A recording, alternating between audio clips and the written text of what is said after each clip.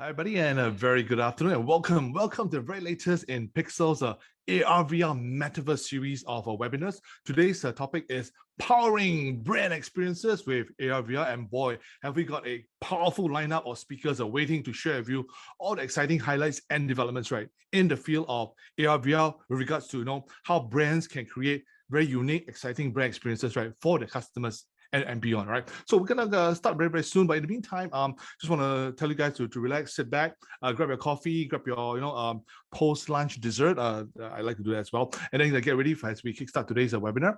Just a couple of introductory messages before we bring on our very first speaker, and he comes from a really famous company.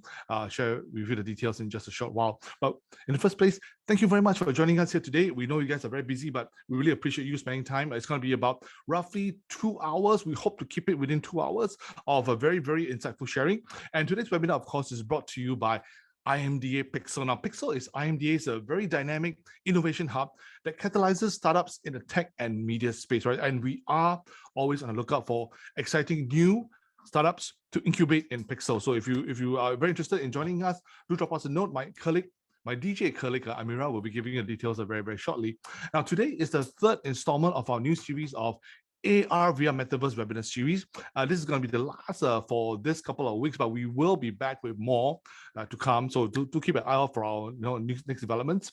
We'd like to invite you guys to actually stay in touch with us here at Pixel to be updated on all the cool happenings and latest developments in Pixel. So we'd like to welcome everyone, especially those who are new to us, right, to follow us on our channels. I'm going to now invite my DJ colleague Amira to flash our various links, so that you can know where to follow us as well as sign up for our EDM. So we have a Pixel website. So I'm gonna get my colleague Amira to flash it within the Zoom chat.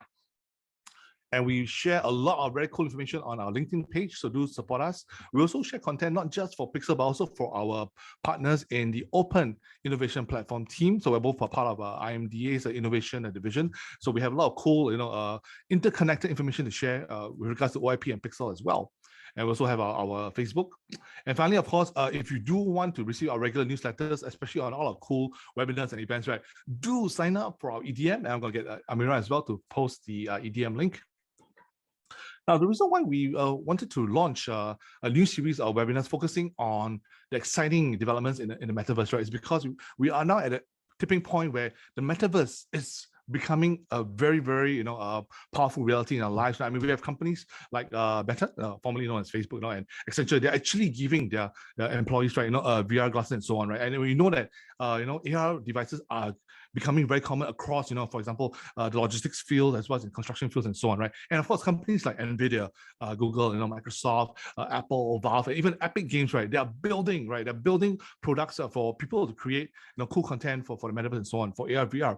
So I have some numbers here. I believe that the Metaverse industry, right, is estimated to provide a $800 billion US dollar market opportunity, right, by 2024, according to Bloomberg Intelligence. So it's going to be a very big market in time to come. So it's basically something that we wanted to get ahead of the curve. Therefore, we've invited our experts, right, to share with us. We've had various webinars where we talked about the impact of AR, VR, and the Metaverse in smart operations in the logistics industry, for example, as well as in the airport environment, in the megaport environment. So we have seen the power of this technology in various different kinds of industry verticals. But today we're talking about how AR, VR can provide companies with the opportunity to transform the way customers experience their brand, right? So it's a very exciting topic, and we're really glad to have our panel of powerful speakers here today. So allow me to before you guys all run off, right, once the webinar, I'm going to start thanking them, our speakers today, right, at the very beginning, so that they know that we didn't forget about them. So a big thank you to our experts today, beginning with Emmanuel Luzanki, Platforms Partner Engineering Manager from Meta. Emmanuel, I hope I got your name right. Okay, up next, I'd like to thank Mr. Lim Yao Boon, the President of Nextech AR Solutions, Asia Pacific. And up next, our two speakers from Trinex. I'd like to thank CEO Joel Goh, as well as Creative Technologist Tan Siu Hua. They're coming up very soon when the slot comes up. Okay, up next, I'd like to thank Mr. Dean Reinhardt, Evangelist and Technical Account Manager from Epic Games. And of course, I'd like to also thank Ryan Pang. I'd like to see you again, Ryan. Ryan is the head of Strategic Sales Office at StarHub, and he's going to share with us all about how 5G, right, can empower AR/VR out in the field. It's a very, very exciting, use of 5G technology. Now, today's session, right, we'll close with a live Q&A session. So I'm going to ask everyone to just bear with us. We will take on all your questions, right, or rather as many of the questions as possible. At the very end session, we're going to invite all the speakers back for a big panel sort of Q&A session, right? So if you have burning questions for our individual speakers, right, feel free to post them in the Q&A tool of Zoom. So Zoom has a particular Q&A tool.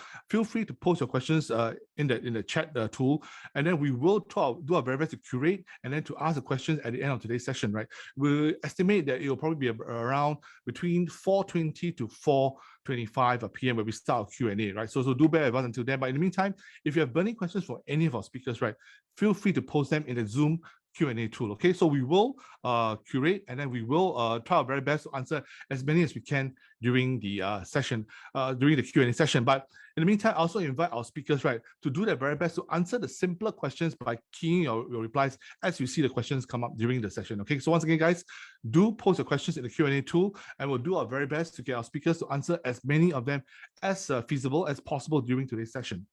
Okay, time check now. I'm going to check my DJ colleague Amira. It's about 2:35.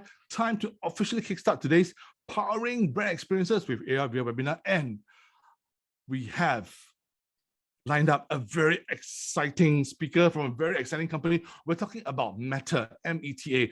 It's a company formerly known as Facebook, right? Or still known as Facebook. But basically, Meta is a sign that they're going to really, really move big time into the whole metaverse. And the topic is actually a very exclusive topic today. It's called What's Next for Meta's Spark AR. And I'm very pleased to have with us today the speaker from Meta, Mr. Emmanuel Luzaiki, Platforms Partner Engineering Manager at Meta. And Emmanuel he joined Meta just 4 years ago, and he leads a team of partner engineers, right, supporting the company's Metaverse platform throughout APAC, right, the Asia Pacific region. So basically, it's a very big, investment by Meta into, pushing the boundaries of the metaverse within our region. So it's very exciting that we have Emmanuel here today with us. Now, before Meta, Emmanuel had a very interesting career in the games industry. So I'm going to throw out some of the games. So these are cool games that I'm sure gamers like me and Emmanuel have played: Assassin's Creed, Star Wars: The Old Republic, and Dragon Age, so on. Okay, so I'm going to have a chat with Emmanuel after this session about the cool games that he has done. But basically, ladies and gentlemen, it's my pleasure now to introduce to you Emmanuel Luzansky from Meta to speak about what's next for Meta's Spark AR. Welcome, Emmanuel, and thank you for joining us all the way from California, USA. Take it away, sir. Thanks, Billy. So that's an impressive introduction. So I'm excited. I don't know if I'm an exciting speaker, but the introduction was fantastic. Let me share a screen and let's get started because we don't have that much time. Now, yes, I joined Meta 4 years ago, and mostly to play with all the latest toys in AR and VR, something I've been passionate, from the science fiction when they didn't exist to now. As you mentioned, I support engineers that in turn support startups, individuals, big companies, brands directly. And as an engineer, I'm interested exactly not only in what we are seeing happening in AR specifically and brands, but maybe why is it happening and what does it mean for the future? So what I want to talk to you is not only about the future of Spark AR and what Meta is doing with it, but of AR in general, what has been happening and what I think is going to happen next. So the other presenters have fantastic presentation with hard-hitting numbers. Well, you invited an engineer, so you're going to get a somewhat more sparse presentation, but hopefully with some insights. And this is not working. Okay, backing up a second. So interestingly, this is a slide I've been showing for the last 4 years, since 2017. There's a little bit more details as you just saw your previous, but that was it. And this is an important slide. I show it every year because it explains that in 2017, when we announced we're developing an AR product, it was just not a feature to add to Instagram and to Facebook as a long list of features, but it was part of a grand vision, a 10-year vision, where we are predicting the emergence of a new computing platform. Now, that's a really important concept. So let me spend a few seconds out of 15 minutes on it. Now, we're familiar with the current computing platform, which is a smartphone. We are all using our phone to a very technical stuff, the technical term, do stuff like communicate with each other, communicate with brands, process information, do commerce. Previously, we were using desktop and laptop because that's what was available. And for some of us that remember the transition from the desktop to the smartphone, we know that pretty much everything changed in the way you develop experience. You went from having a really big screen and a very precise input system, input device, a keyboard and mouse. And as a gamer, we know how precise and perfect it is, to a very small screen and an input device, the multi-touch interface that is very intuitive. You see pets and toddlers using it, but it's not very precise. And so there was a big shift in how do we fit experience into this small screen and so on. And in fact, many tech companies did not take that turn properly, didn't succeed. They were dominant before the turn and not that much after that. We don't talk much about Research in Motion, the maker of the Palm Pilot or Blackberries or other companies like this that didn't quite make it. And so for technical company, digital company like Facebook, Apple, Google, if there's really a new computing platform coming around the corner, it's an existential crisis, an existential reason to work on it, because you want to come out of the other side as still one of the dominant player. So in 2017, we announced that we were going to start working on augmented reality because, and the metaverse in general, but the augmented reality being a key part, because we saw that in 10 years later, it would be this new computing platform, that the way we would interact with each other and with commerce and with brands would be through glasses. Now, this is a tremendous, 10 years is a long time, but you have to understand how difficult this is to create those augmented reality glasses, because we are talking about a very light form factor, very small, that need to have a computing power that is tremendous, because to augment reality, you need to understand reality. You need to have an AI that from the raw pixel can understand what is a table, what is a person, and the context around it, so that you can do it safely and understand what to display to the user that is relevant to that. So you need a computing platform in a very small form factor. You need, of course, it's going to create heat like all computers, but you wear it on your face, so you need to dissipate the heat in a way. You need to have a battery that lasts all day long in a very small, again, very small frame. And you need to do all this at a price point people can afford. And you need it stylish enough that people actually want to put it on their head, on their face. So it's a long, very difficult journey. But since I've been presenting this slide, we have a few more milestones into it. And we could spend the remaining evenings talking about how important the Oculus Quest was. But I won't do that. But it's, every year we've seen us getting some of the technology needed for this revolution, for these new computing platforms happening. And of course, the latest announcement was Facebook really announcing that the metaverse, this merging of AR and VR in a way that really changed the way where we embed yourself in the way where we perceive in a different way, was its new direction. And you see there's a bit more space remaining on the slide, so I'm looking forward to talk more about it. But the important part is that when in 2017 we started working on augmented reality, the phone was not the hardware we wanted. That's the hardware we think is needed for this computing platform to emerge, but it's a hardware we had. And the hardware that you have in your pocket is far superior to the theoretical one that is in the lab and few people can afford, or maybe it doesn't even exist at all. And the same way we saw that we had a lot of work to move from one computing platform to another, there's even more work to go from small screen to no screen at all.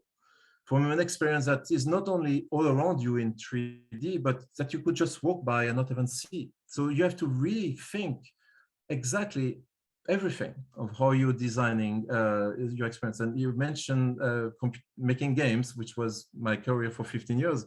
And we know that when we go from a game on a 2D screen to a game in VR, you pretty much have to redo everything. Everything that you thought you knew about making games, you have to reinvent it. The same thing will be true for any experience. But we started learning a lot through using the phone as an augmented reality platform. And what is important, and that is one of the key messages I want to impart today, is that the form factor, the hardware and software that is available today had an impact on which augmented reality experience end up working and being commercially successful.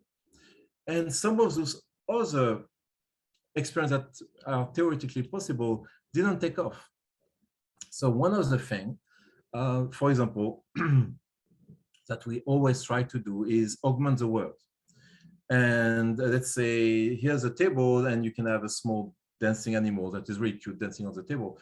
Now, with the glasses, I'm sure this will be a fantastic experience. However, today, when you're looking at this at your own desk through the lens of your phone, it's not convincing. And the reason is, if you think about it, your phone is a very small part of your vision, of your field of vision.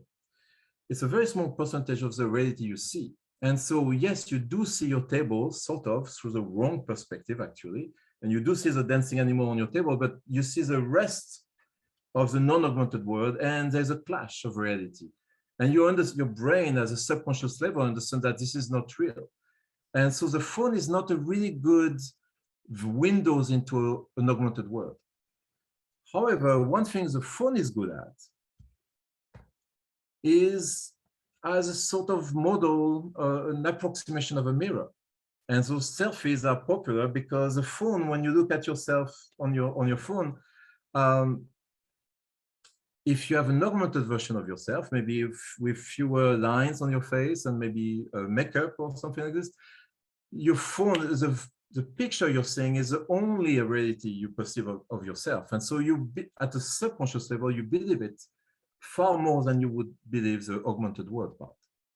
So it is it's not by chance that selfies or augmented reality selfies became the #1 application of augmented reality on the phone, because the hardware and the software and the form factor matches the experience. Now, one thing that became commercially successful is digital try-on of makeup, because the phone, the hardware is able to perfectly track every nuance of your face, which is mind-boggling, by the way, that just the onboard computing power is able, through AI, to understand from the raw pixels what is a mouth, what is an eye, and all variation of it. But it works, and we're able to pretend that you're wearing makeup. Now, here's the important part of this talk. We have a partner called Perfect Corp in Taiwan, and they're creating digital try-on of makeups for pretty much every brand of makeup you can think of. And they are not only doing this very successfully on Instagram, but on all kind of other platforms. And one of my favorite ones is, that's a great place to stop that video. Anyway, one of my favorite one is they take an iPad and they have their software to put makeup on your face running, and they actually disguise a iPad as with a nice frame, as if it was a magic mirror. And they put it in this little kiosk that you find in shopping centers where you can actually try makeup. And those kiosks are there where you can try makeup for free, because the makeup brands know that everybody needs to make sure that the makeup that they're using match their skin tones, match their face. And so without being able to try it on, you would not have the confidence to buy it. And so you can go into a shopping center, sit down and try on the makeup, or having somebody apply it for you. But there's a time limit. You know, maybe you will have time in 30 minutes to try 3 makeups, 5 makeups. And if you don't find the colors that you like that match you, you might walk away without making a purchase. And so this magic mirror running a software of augmented reality allow you to try makeups every second. And so in the same 30 minutes, you will not only have browsed a lot of available ones, the chance of you finding ones that you like is very high. And so what we're saying with numbers is a number of people making a purchase and the number of people returning, both goes in a way that is suitable for the brands. And so that is the important thing. In a place where the real physical product is available to try for free, the digital product still have an advantage. And this is something that we can think will happen through all the product where the hardware and software, the capability of the hardware match what is possible and match the experience that we can have. Interestingly, also, of course, with the makeups, digital try-on, it's useful to buy the physical product, but if you're going to have a Zoom call and nobody else will see you, then you may actually only buy the digital product and not need the physical product anymore. So that's, you know, and you think of the metaverse, your avatar can have it and so on, but that's another discussion. But again, the key point is the digital product has advantage compared to the physical product, and even when both are available. Today, this is the case with the face. So our phone, I think I'm running out of time, so I'll go faster. Our phone are really good at recognizing face. And so anything going on the face, if right now your business is to sell something that goes on the face, and you're thinking of maybe using augmented reality, my message is you're already late. Your competition is doing that, whether it's sunglasses, hat, hearings, and of course, makeups. All of this is happening. And the reason is that the phone is very good at it. The phone is not quite perfect yet at recognizing the subtlety of a human body. It does a pretty good job of recognizing the silhouette, because this is not my real background. And so we are all familiar with a very crude approximation of it. But as soon as the hardware and software is able to fully recognize the body in 3 dimensions, then the try-on will move on to cloth and other things. I would love to be able to see if my shoes are going to fit before I order them, because there's so much variation, and this is coming. As soon as the hardware will match it, then the capability will be there. Now, there will be a commercial success behind that. It's possible, enabled by this.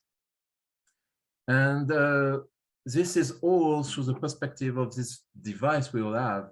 Now you can imagine that once we have device where you see from your own perspective, this time when you can augment the world in a convincing way, then there is a whole new horizon of things that would be possible. So for example, let's talk about something that everybody's talking about it. Let's say I buy a digital art, a painting through an NFT. Well, and you may ask yourself, then what do I do with it? I can show it to you on my phone and I can see, look, it's really cool, but it's not very convincing. And so you can scratch your head and say, why are people spending a lot of money on this? But let's forward a few years from now, when we each are wearing those magic glasses that let you see an augmented world. And I visit your place and there's a painting on the wall. Whether it's digital or not doesn't matter unless I go and try to scratch it. And on top of that, if the digital painting you have on the wall has a seal of authenticity that shows that this is the only copies that exist from this very famous artist, and I can see directly the authenticity of it, is actually superior to a physical one, because I can check that it's real and not a copy. And so those things that don't make sense today, that people are trying to sell you, it's not that they don't make sense, it's that the hardware has not caught up. But as soon as the hardware is available, then the application will be commercially successful. And that's actually the end of my talk. Thank you very much. Okay, thank you very much, there, Emmanuel. Wow, that was a very, very fast talk, and you caught me by surprise with the NFT stuff, because it looks like there's a lot of interest in NFTs today. So good thing that you're saying that. So you're saying that in future we might be more accepting of NFT once the devices are able to fully portray them in the AR world, right? That is all what you're saying. I'm Correct. So looking forward to that, but I hope that the craze won't die down before that. But thank you much, Emmanuel. So ladies and gentlemen, I have a great talk there from Emmanuel from Meta, but don't worry, he'll be back later on for our Q&A at the end of today's session. So Emmanuel, we'll welcome you back later on. In the meantime, do take the time to enjoy a coffee, or, oh wait, what time is it right now in California? It's about 11 p.m. About 11 p.m. So we do hope that you can stay out just a while more for us for Q&A just coming up. I'll tell you what, I'll buy you a coffee next time when you come to Singapore, right? So in the meantime, we'll welcome you back later on near the end of our session. So do take a short break right now. We're going to move on to the next speaker. Thank you, Emmanuel from Meta. Thank you. I'll be back next week, so I'll take you on that. Definitely. Okay, I'll be here, so don't worry. Thank you. Okay, coming up next, we have our next exciting speaker, and this topic will be very interesting. It's about the future of experiential engagement. And our speaker is someone with a very diversified experience, right? Diverse range of experiences, right? He has a unique blend of a career experience as a serial entrepreneur, speaker, consultant, and corporate executive in enterprise software, right? And today he's very much focused on the future of marketing, e-commerce, augmented reality or AR, as well as the metaverse. Okay, and I'm of course speaking about Mr. Lim Yao Boon, the president of Nextech AR Solutions. And Nextech AR Solutions is very interesting. They're branding themselves as a metaverse company that develops and operates platforms critical to creating and populating a metaverse. So I'm very excited about what Yao Boon is going to share with us in just a very short while. So ladies and gentlemen, please put your hands together for Lim Yao Boon, president of Nextech AR Solutions, and his topic will be the future of experiential engagement. Welcome, Yao Boon. Looking forward to your talk. Thank you. Can you hear me? Yes. Yeah, you're just a little bit soft right now. Soft. Okay, is it better? Yeah, it's better. Okay. It's better. Yeah. All right. Well, good afternoon, everyone. Before I begin, I'd like to thank IMDA Pixel for this invitation, and it's also my honor to be among the industry experts from the AR and VR Metaverse community to share our thoughts, or my thoughts on how we can help power brand experiences with AR and VR. It's good to go after Emmanuel from Meta. I learned, of course, the importance of a form factor, which is very important for us. Also, the whole idea that mobile devices, mobile phone today is very pervasive. It's also one of the fastest tools to get experience to our audience. My name is Yao Boon, and I'm based in Singapore. As a technology executive and consultant, I wear many hats, and today I'll be sharing more of the future of experiential engagement as the president of Nextech AR Asia Pacific. So if I may, please let me start with some context to kind of augment what Emmanuel was saying earlier, right? I think in the face of all this digitalization, disruption to the new economy that we're hearing so much, we know one thing is true. Competition is increasingly tough. And hence, the mastery of the customer journey, the whole complete sum of experiences that the customer will go through when interacting with the company or the brand have become increasingly important to sustain the growth of the business. So COVID, we all know, that's impacted also the in-class learning experience, impacted the education sector.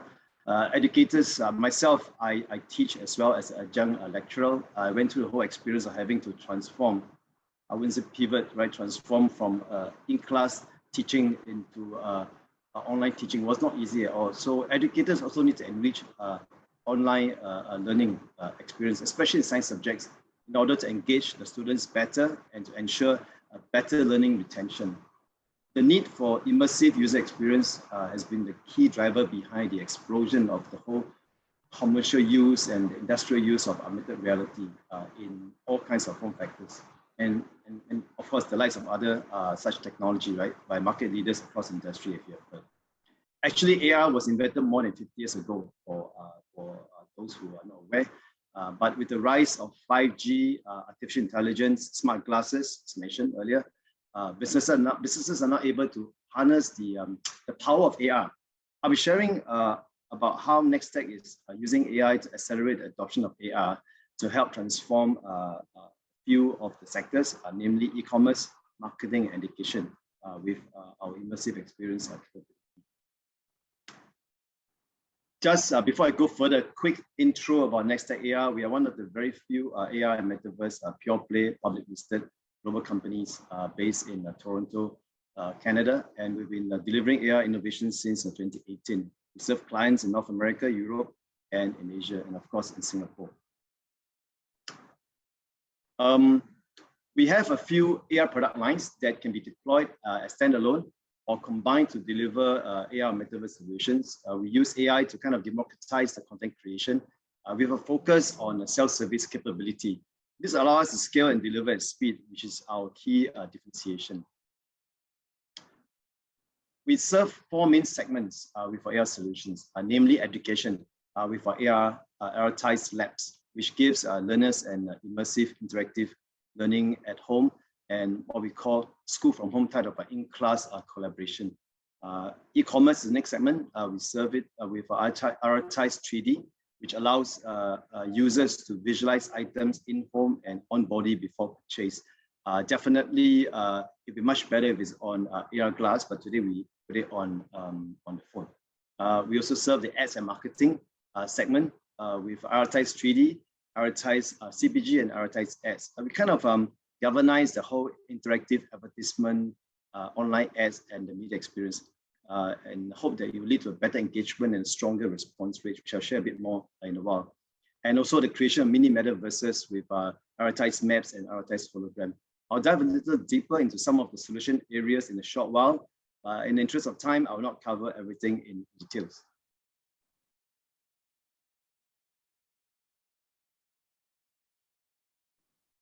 So we'll start with the Advertise Labs.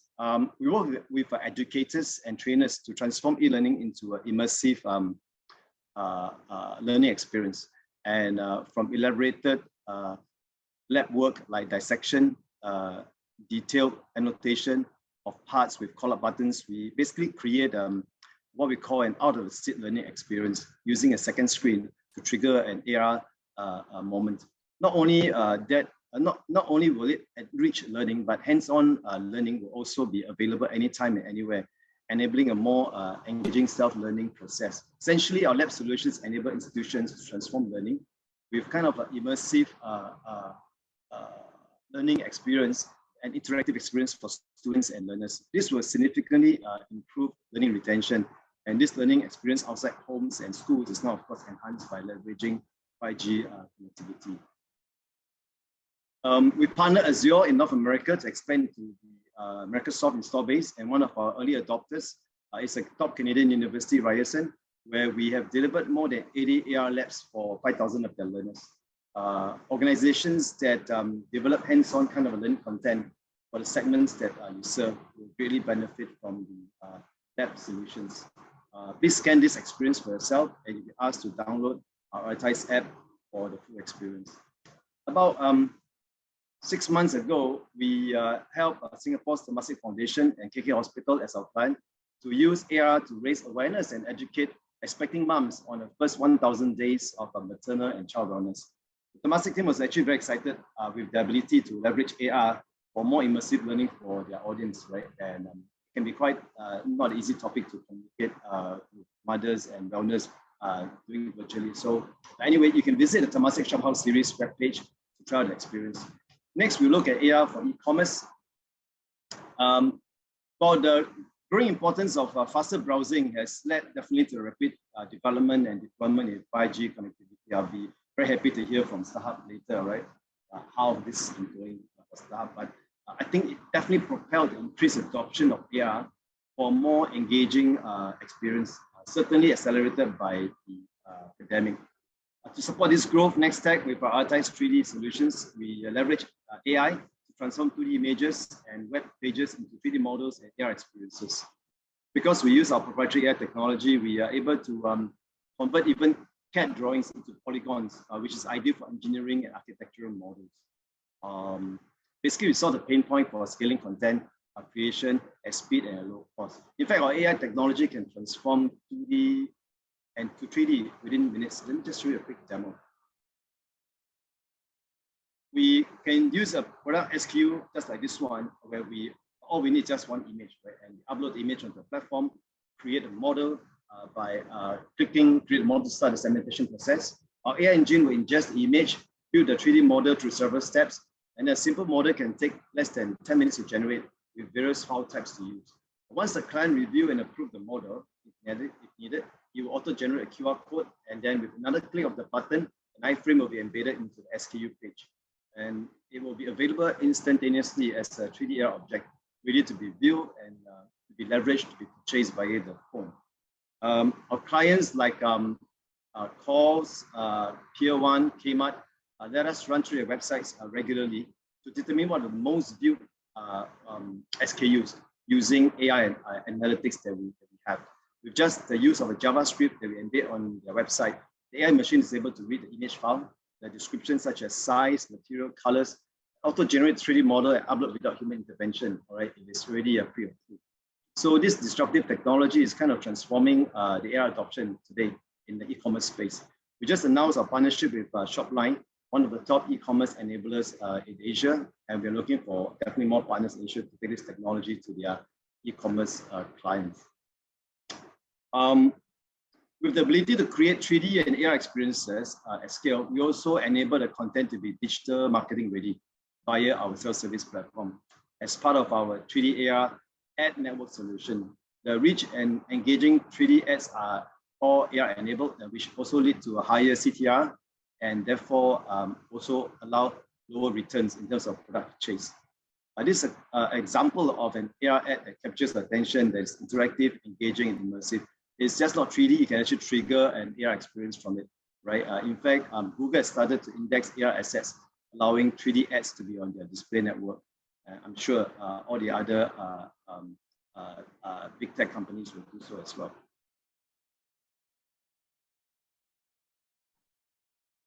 So as we are able to take an object into our 3D AR ad network easily with our end-to-end solution, this will be perfect for AR-enabled mobile ads for businesses. Yeah, and user journey continues when we see that they are able to have a better connection with you. So when we use suitable 3D models to create eye-catching ads, it will kind of capture your audience attention to enrich engagement experience that will lead to faster, more sales in a sense. We can easily convert logos as well, of to 3D and to push into our network as a seamless AR experience. In last quarter, we helped HP Hewlett-Packard with their marketing initiative using AR to launch their new gaming laptops in Indonesia and Thailand within short notice by creating their 3D models with just 1 or 2 images using our AI technology. It was very fast, and we just given 1 or 2 images. From there, we construct the models you see here. Basically, as you can see, 3D ads just drive greater awareness, right, for launch, and it will improve the influence, and definitely generate a more positive consideration, leading to deeper engagement, better connection. What's the value proposition with AR for brands? You may ask. I think this is something that I mentioned earlier, that AR is really a great differentiator for brands that can able to use them. Not all brands can, but a lot of brands can. We see luxury fashion houses like Gucci, LVMH, all right, they're using this to engage their customers. Various references tell us that AR help multiply the ROI on marketing sales. I will not go into the details here, but stats shows that AR increased brand awareness due to memory encoding, which means that consumers remember the content better. And this is critical for brand awareness and brand recall. AR also influence the customer more through the increased engagement of the product by playing with it, right? And then having AR also significantly reduce bounce rate. That means they know where they're getting to, and when you reach the website, you just get better quality on the site. Basically, AR drives 4 to 8 times engagement rate on online advertisement. And this, of course, leads to an increase in purchase intent and higher conversion rate, as well as so forth, as high as 11 times more with AR ads than normal ads. And in terms of product returns, it's 25% less. And therefore, it can generate much higher return on advertisement spend. Next, I'll share 2 of our Metaverse suite solutions through Unity software, which a lot of AR folks are using, which is optimized for Google and Apple devices. Aritize Map is an augmented reality software kit to frame the digital world in a few minutes. We're empowering camera devices with AI to recognize the surrounding for hyper-accurate location apps. We also use AI to create human holograms that you see here to fit into Metaverse without the print screen. These 2 solutions, as you can see, work in tandem for the Metaverse. First, I'll just share more on the Aritize Maps. Basically, Aritize Map uses spatial computing technology to scan and create mini metaverses. As you can see here through a 30-second spatial mapping process. With just a touch of a recording button, you can start to capture the whole space. Once completed, the metaverse will be generated with the 3D spatial data where we can add content in relation to the space. How is this mini metaverse created? By using spatial computing intelligence. The Aritize app is able to read the environment in real time and then enable the ability to create annotations to be positioned in the space that you want that you have captured. We can also add 3D objects in real time as well by scanning the depth and the height objects can be placed in specific points, like on the wall or on the floor. As we move the camera viewers, the technology will read the environment real time again for object deployment. We just need to select from the library of 3 objects that's been earlier captured or in your own folder, and add as many as you want and arrange them in the preferred order or arrangement. You can also add audio to enhance the experience. You can record directly into the application and again place at your location of choice in case you want to communicate any kind of offering or sort. Indoor wayfinders are also added to help with navigation, to drive traffic, to create guided tours for tourism, for retail, for commerce. All you need to do is just to walk the path from a start point to an end point to create a path. When it's done, you are able to save the navigation path. And after that, you are able to publish your map. And this published map will be stored in the cloud together with all the maps that you publish. And then you're also able to share via most social media platforms to let people know about the maps or the mini metaverse.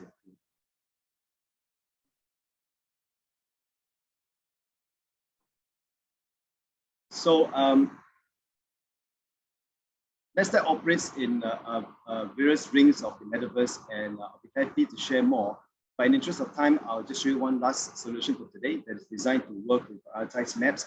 Prioritized hologram is a self-service tool to create human hologram without the need of print screen using AI. So users can just use a smartphone to create a hologram anywhere at any time. The hologram experience is enhanced, of course, by the ability to upload the content and thereafter render the hologram with today's 5G speed. This hologram can be used by the app or inserted into the mini metaverses, right? Created earlier using our prioritized map shown. And this is a sample video of how the hologram was created with prioritized hologram, and shows the potential of the application that is possible with influencer, with service provider. In fact, we're discussing with our creative agencies at the moment to explore marketing campaigns to leverage this tool for application. This app also allows the distribution of our premium content, particularly for entertainers, educators, and trainers alike. Well, with that, thank you for having me, and please stay in touch via the QR code. Do reach out to us if you have questions or would experience more demos. We're happy to address your queries. Once again, thank you to IMDA for having us, and I look forward to a Q&A session later. Thank you very much, Alvin. A very exciting presentation. Thank you very much for showing us the real world commercial use of AR tech. It's been very fascinating, all the way from the virtual dissection and to the the use of AR to sell gaming laptops and so on. I think these are very, very relevant use cases. Thank you very much, Alvin. We will welcome you back for the Q&A in just a short while. In the meantime, you have earned a well-deserved break. So thank you very much. We'll call you back later on. Thank you. Coming up next, our very first tech team presentation for today. In fact, for the entire series, okay, we're going to have 2 very special speakers from Trinex to talk about pushing the boundaries with ARVR. So we have 2 speakers lined up. We have, first of all, Joel Goh, CEO of Trinex, as well as Tan Siu Hua, Creative Technologies from Trinex. So Joel, right, says, wow, he's quite expert in IT, and he even has a master's in commerce, right? So he has a vast experience in the industry, and he's going to be, sharing with us a bit about his knowledge about the future AR and so on. So basically, right now he's the CEO of Trinex, and he's been here today together with his colleague Siu Hua. And Siu Hua, has a degree in interactive media, and she's Trinex innovation lead. So she's been the one to ask if you want to see what's the future, of AR/VR from Trinex, perspective. So Trinex, right, touts itself as the leading creative technology agency in Singapore, and they specialize in designing and developing interactive digital experiences, right? And they have this thing they focus on offline to online engagements, right? So both experiential, offline to online engagements with end consumers. So I think it's a very interesting area of specialty. And right now, okay, I'm not gonna hold your interest, hold the time anymore. I'm just gonna invite Joel and Siu Hua to talk about pushing the boundaries with AR/VR. Welcome, Joel and Siu Hua. Please take it away. All right. Thank you so much for the introduction. Good afternoon, everyone. Thank you for attending this segment by Trinex's innovation team. Okay, so for today, our focus is to share with you 3 of our shortlisted commercial case studies that we hope that we can give you fresh perspectives of how AR and VR experiences can be like, and share valuable takeaways from these case studies. So I'm the CEO of the company, and today I'll be presenting together with our creative technologist, Xiu Hua. Hi, everybody. All right, okay. So the market demands today and into the future requires constant innovation. Dream like an artist and think like an engineer. This is our motto, which is always to dream big and challenge the status quo. And then we will think logically and intelligently on how to actually achieve the dream. So at Trinex, we find this process and outcome extremely satisfying. And that's basically what Trinex core mentality is. All right, so for today, the 3 case studies that we'll be sharing with you are with OSIM, Coca-Cola, and Magnolia. Okay, so for OSIM, we actually have created a physi-digital VR experience that seamlessly integrates with the UDream massage chair that you can actually control through the metaverse. Okay, Xiu-Hua, maybe you can move back. I'll just do a quick intro first for the 3 case studies.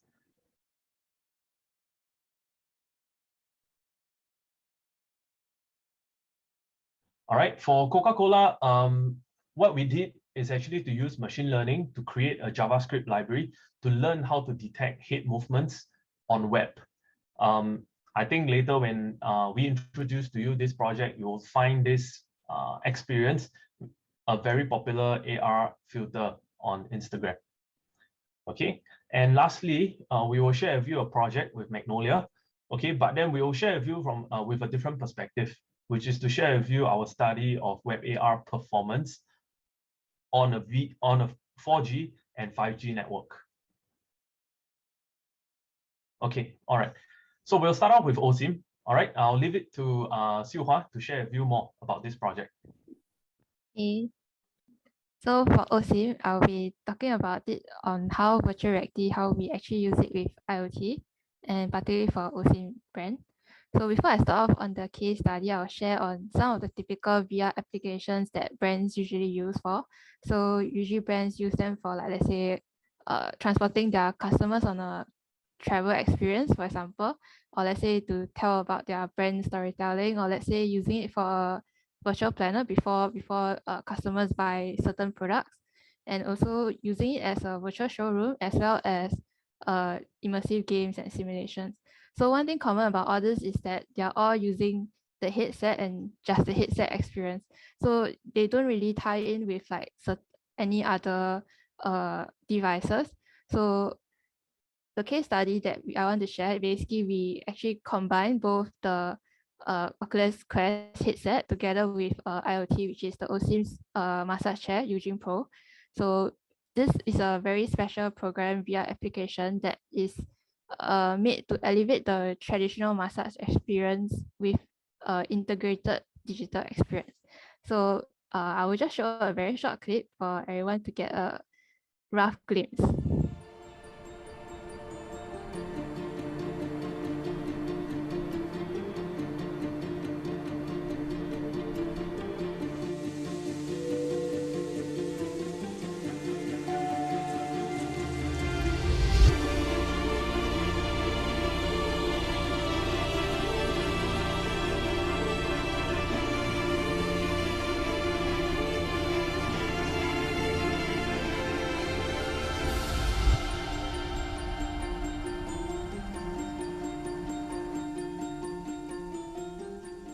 Yeah, so from the video, you can see that when you're on the massage chair, going through the massage experience, you actually get transported into another world, a relaxing world, to further elevate this massage experience that the user is having.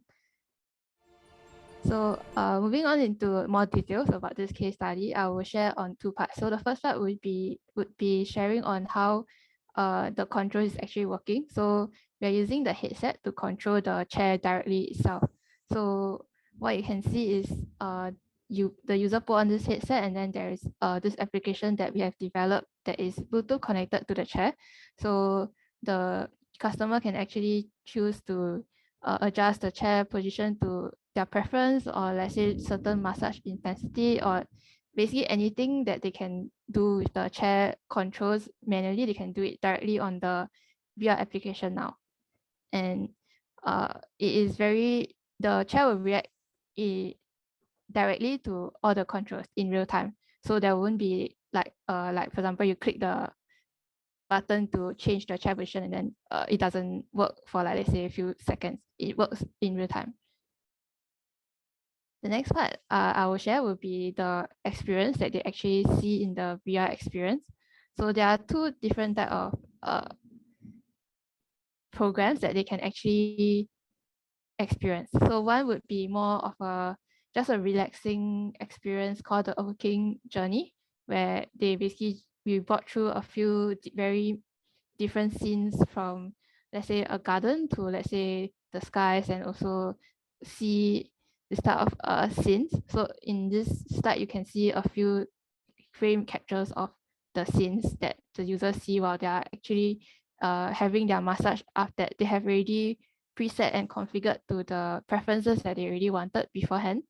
And then there's also the other experience that they can experience, which is the breathing exercise, where it's a more meditation focused exercise where while they massage, they follow on screen this UI that will teach them how to breathe in and breathe out at the certain timings. Over here, I'll show some screen captures of the inside the program that you see on the headset. So as you can see, the buttons and UI are very straightforward and easy to understand. Users can just click on it with their controller. If not, they can control it via head or, let's say, freehand control. Yep.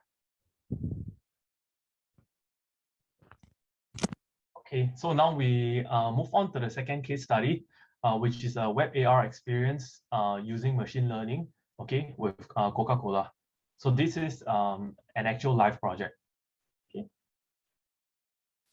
It is a live project from 17th of January until 6th of February, but it's still live now. You guys can actually scan this QR code over here and have a try.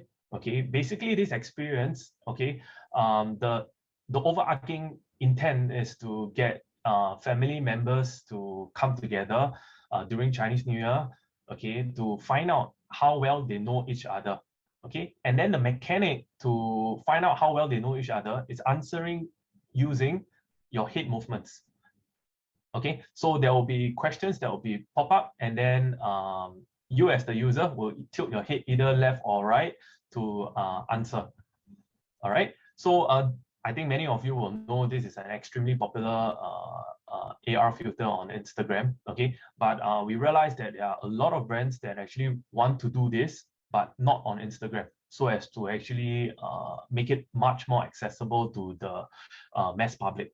Okay, so the end result, okay, in this image on the right, okay, it's what you get. So you can either play one by one, okay, if both of you are not physically together, okay, and you actually generate a result to show, you know, how well you actually know each other, or you can play both the games together at the same time.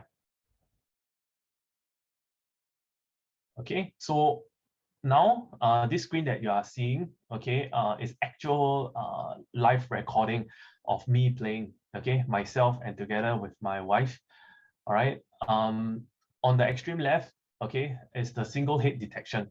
Okay, basically what we have done, slightly from a technical point of view, we basically created a program, okay, a machine learning program to actually run through a series of head movements of people, okay, to determine what is head tilting left and what is a head tilting to the right, okay, for both single head and multiple heads.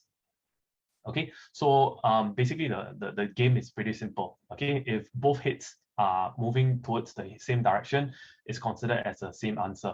And if you move towards the opposite direction, then you're not. Okay, so I hope maybe some of you have already tried this experience, because there are some pretty good prizes to be won.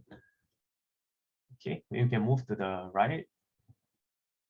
Okay, so just to share some extracted results, okay, from the 17th of January to 31st, just a segment of the result. Okay, so I think it's a pretty good result just for the Singapore market alone. Okay, so this project that we have shared is available on both Singapore market and Malaysia market.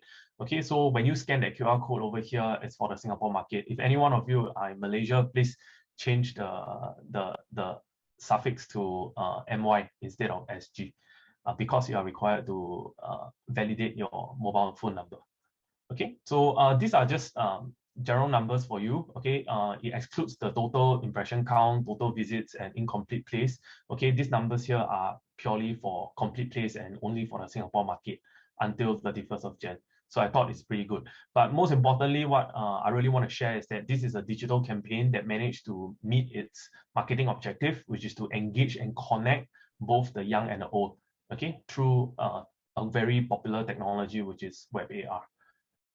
All right. Thanks, Yuhua. This is what I have to share for Coca-Cola. Okay, the last topic that we'll be sharing will be using ARVR powered with 5G. We'll be sharing on a case study using FNN Magnolia. So I will just briefly explain what this concept is about, this project. So it's a web AR experience that is activated when you scan on the Magnolia packaging, this oats low-fat milk carton. If you scan on the logo, you will activate the experience of a recipe book. So I also want to take this chance to share that we also have many case studies where we use it for smart packaging. So smart packaging referring to packaging that actually has some digital experience typed together with it. So how does this experience work? It's actually very simple. So the user have this milk carton, they have their phone.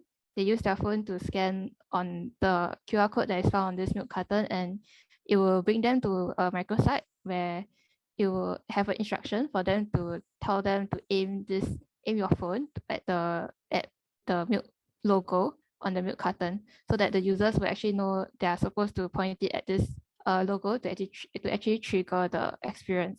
And once they aim it at correctly at the logo, the experience will start straight away. So sharing some behind the scenes of this project, how we actually develop it. So even though it's a very short experience, maybe I would say maybe 5 minutes, you will actually finish the whole experience. But the amount of work that goes into it is actually quite a lot. As you can see on the left, the storyboard that we actually came out a snippet of it to actually create this experience. There's many frames for it. So the more types of animation or the more types of interactions or varying type of diverse interactions you have, like for example, you add more buttons, you actually increase the number of frames of storyboards that you actually have to create this experience. So on the right, you will see some short GIFs of the experience itself.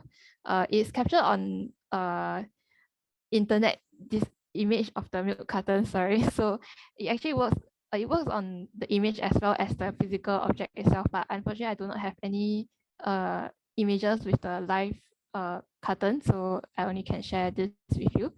So yeah, you can see that the animations are quite seamless in a way.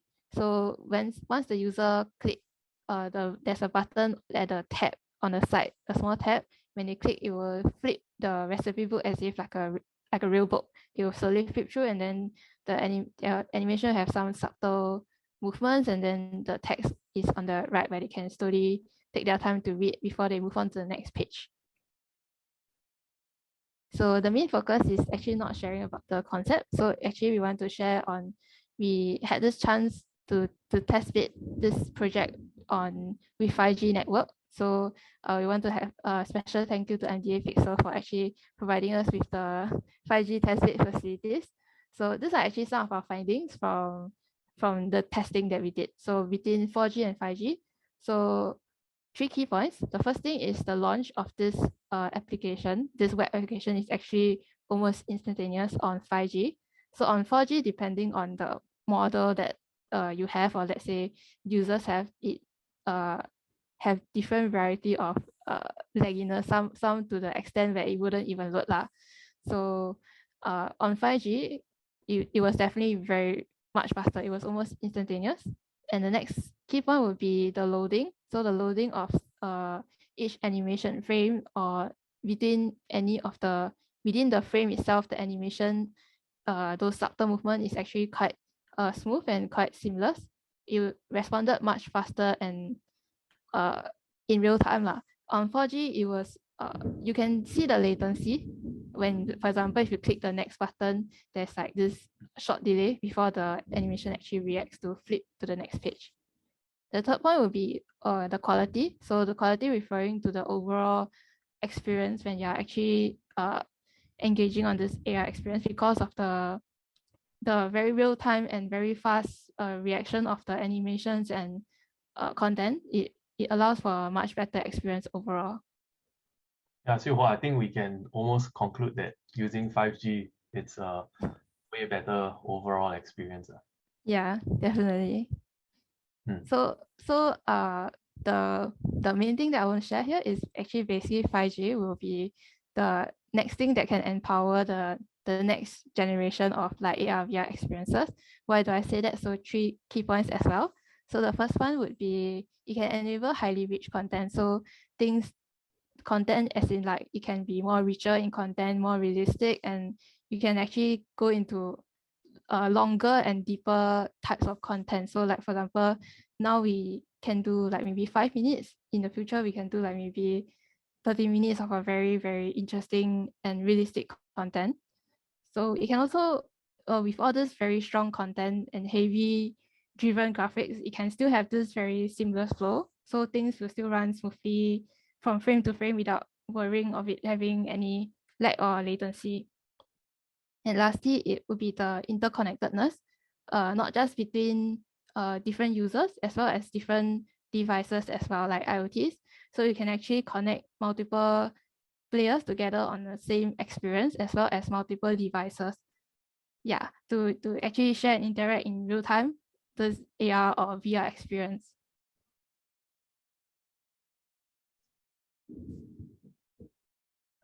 Okay, so now that we have come to the end of the presentation, I hope that it has been an insightful segment for all of you.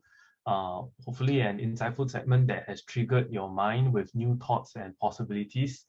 I believe many of the audiences here today actually know what the market actually yearns for, which is AR and VR being one of the most sought after experiences.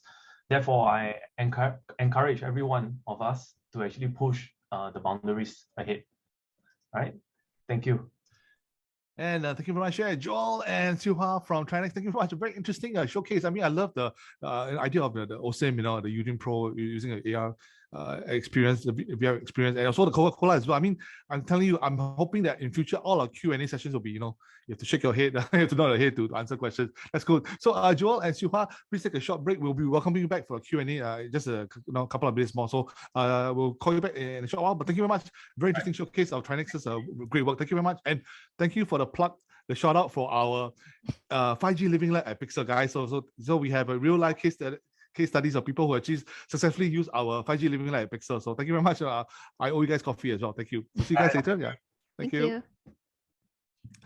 And ladies and gentlemen, I have great news for you. We're going to take a very short break right now so that all of us can, quickly get our tea or go take a bio break. But in the meantime, we do have a small request for our audience. Do help us by filling up our Pixel feedback form for this particular webinar. My DJ colleague, Amira, is going to flash the links for you right now. And we want you guys to basically help us improve the way we organize, the way we curate our webinars, and by giving us your frank feedback. So Amira has flashed the QR code for the feedback form. So just spend a couple of maybe 1-2 minutes just to fill it up. We will resume our regular programming within 5 minutes. Yeah, so we'll be back very, very soon. So in the meantime, take a short break, fill out the feedback form, and get ready for 2 more very exciting speakers before we move on to the Q&A. We also have room for maybe a few more questions. So right now, I'd like to thank all the friends who have already saying their questions. Your questions are very interesting. Thank you very much. We're going to curate them for our Q&A session later on. But in the meantime, if you have more burning questions for speakers so far, do feel free to post in the Q&A tool of Zoom.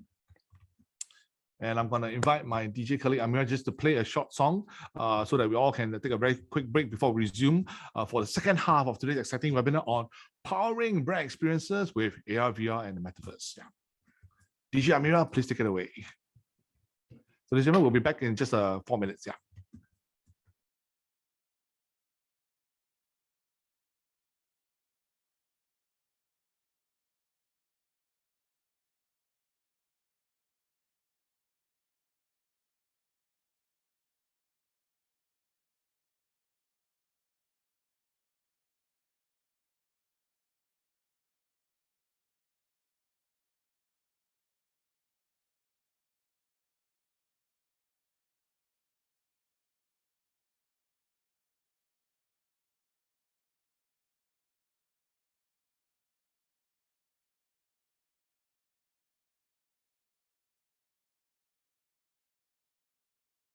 Is timeless. Life was stringing me along. Then you came and you cut me loose.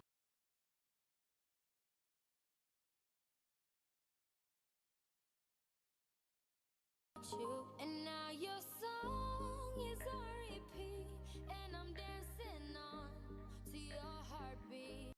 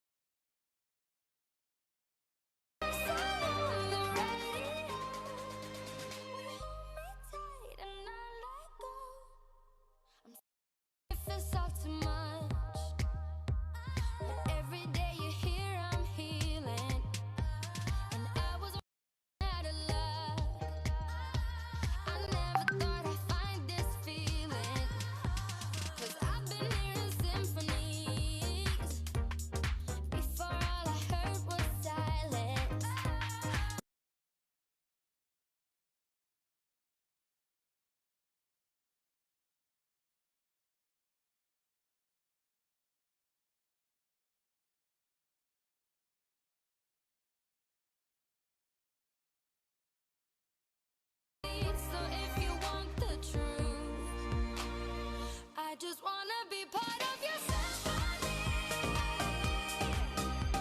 We hold me tight and not let go. Symphony, like a love song on the radio. We hold me tight and not let go.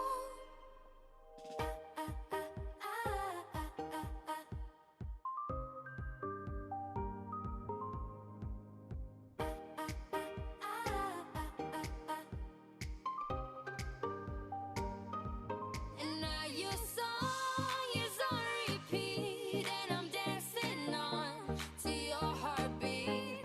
And when you're gone, I feel incomplete. So if you want the truth, I just wanna be part of your symphony. We hold me tight and not let go. Symphony, like a love song on the radio. Symphony, we hold me tight and not let go. Symphony, like a love song on the radio. We hold me tight and not let go.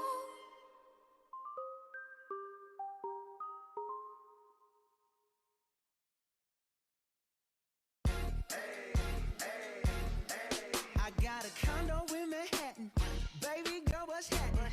You and your ass invited, so gonna get to clapping. Go pop it for a plan, pop it for me. Turn around and drop it for a plan, drop it for me. I'll rent a beach house in Miami. Wake up with no jammies. Lobster tail for dinner. Julio served that scampi. You got it if you want it. Got it if you want it. Said you got it if you want it. Take my wallet if you want it now. Jump in the Cadillac. Girl, let's put some miles on it. Anything you want, just to put a smile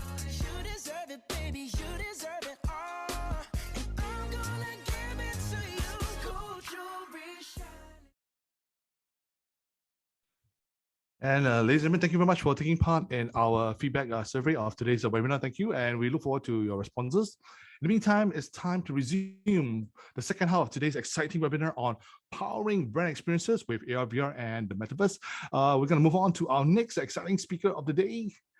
And the topic, this next speaker is very exciting. It's called Revolutionizing Events and Retail Experiences. And the speaker is Mr.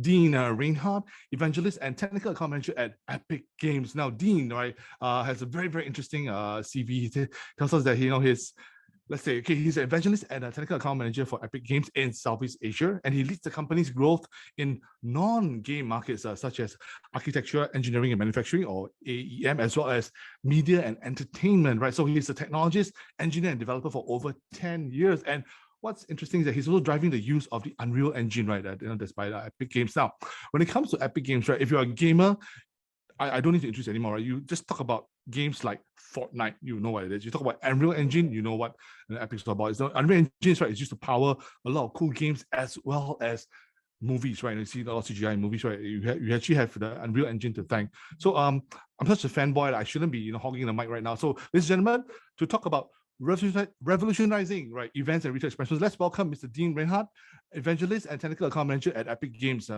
Welcome, Dean. Looking forward to your talk. Great, thanks a lot. As you mentioned, I'm a technical account manager and evangelist with Epic Games. And yeah, I mostly take care of the non-gaming sort of market. So I'll go through a lot of different examples of what customers do with our tools. But just to wake everyone up, I'm going to start off with a video instead. So all of this content is done in Unreal Engine, just for reference, and it's all able to be done in real time rather than pre-rendered graphics. So I'll kick this off to wake everybody up in the, well, now very wet afternoon that's probably putting everyone to sleep.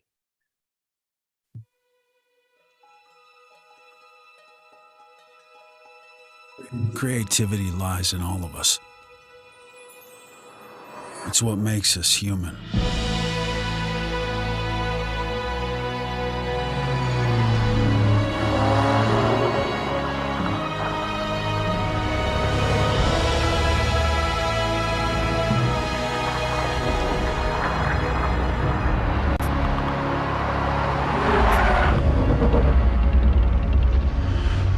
It starts with an idea, the desire to create,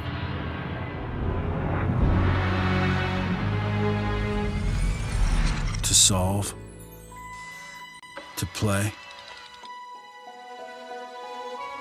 to share, to interact.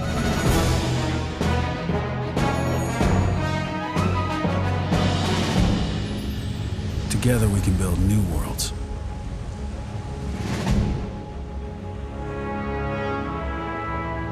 The freedom to create for all.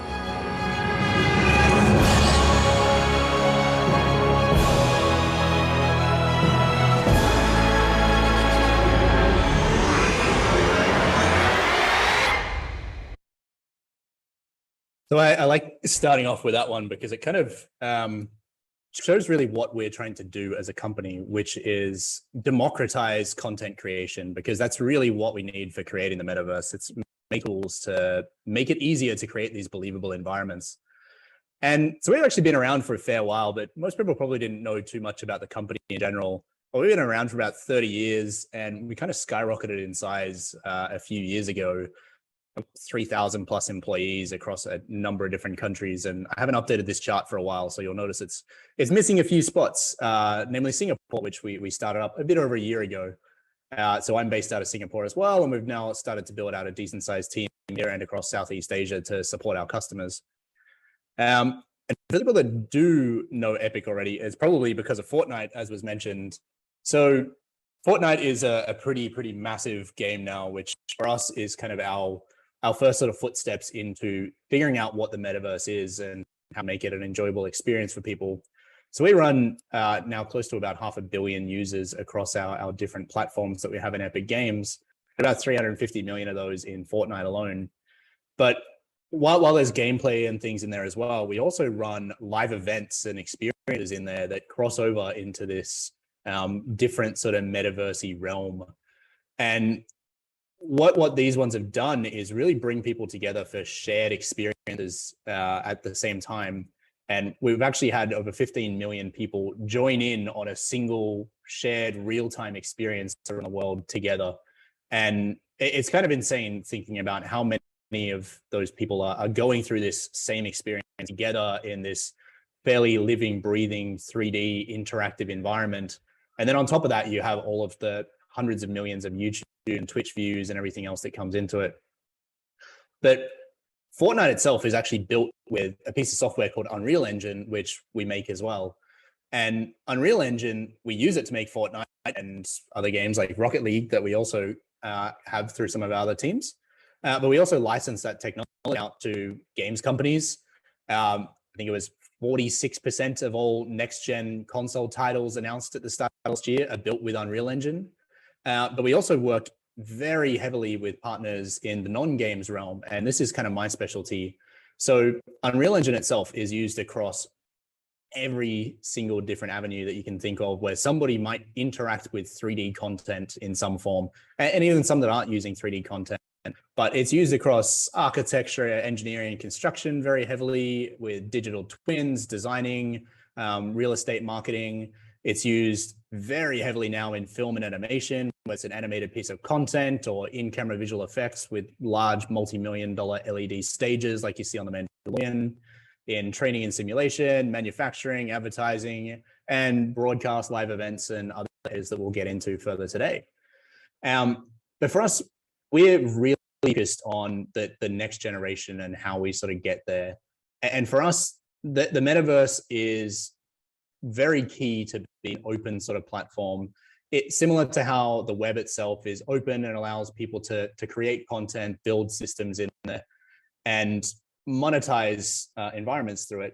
For us, that monetization comes through creating compelling and exciting content. So we don't go and sell ad content and things through Fortnite. We work with brands to try and create exciting content that gets people interested in coming into it. And to start with the next generation of it, we obviously have a range of different tools that we're working on to creators in to help them build things out easier. And our next step in that is Unreal Engine 5. So I'm going to show a quick demo of something that we did with UE5 fairly recently.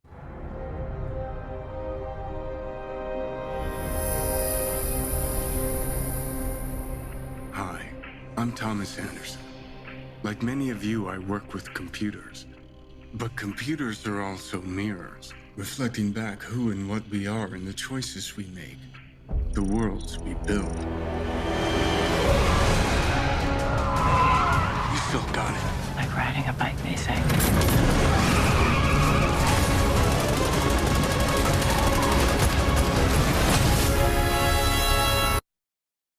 So for reference, that was not a movie. That was not a cutscene. That was an interactive experience that runs on PlayStation 5 and Xbox Series consoles. So we really now have reached the point where we can have photorealism running in real time on home devices. And that opens up a lot of opportunities for what we can do with the metaverse. And while I mentioned that one is not a film sort of project, Unreal is used across a lot of high-end Hollywood, Netflix, Bollywood, and local sort of productions, whether it's a full animation, whether it's in-camera visual effects like The Mandalorian, or if it's used for previs and tech viz and stunt viz. It's really used across the pipeline there, which means there's a lot of people around that know how to really the boundaries of what software is capable of to create these amazing experiences. Carries across into lots of different areas like broadcast and live events. Like this screenshot you can see here is an AR camera view from the Weather Channel of all places. They have these amazing immersive views and scenery that they build into their broadcasts that all runs live on Unreal Engine. And it's kind of crazy to think that the Weather Channel does such amazing looking content, but it's also used for like large events and different areas within the broadcast space as well. And we've actually built in a lot of tools to help support these sort of environments. So we have, especially because of the in-camera visual effects, we work with a lot of the camera tracking partners as well, so that we have camera tracking direct into the engine, but we also even bring tools such as DMX control, so that light shows can be building digital twins and AR versions of their light show for a stadium event and run that directly from Unreal Engine, while at the same time running a digital twin version of it in Metaverse, Fortnite, Roblox, or wherever else you want to be building these digital twins. So lots of really cool stuff that's in that space. I'm going to show off a little bit of a teaser from some of the regional content that's been done, especially across broadcast, live events, and in-camera visual effects.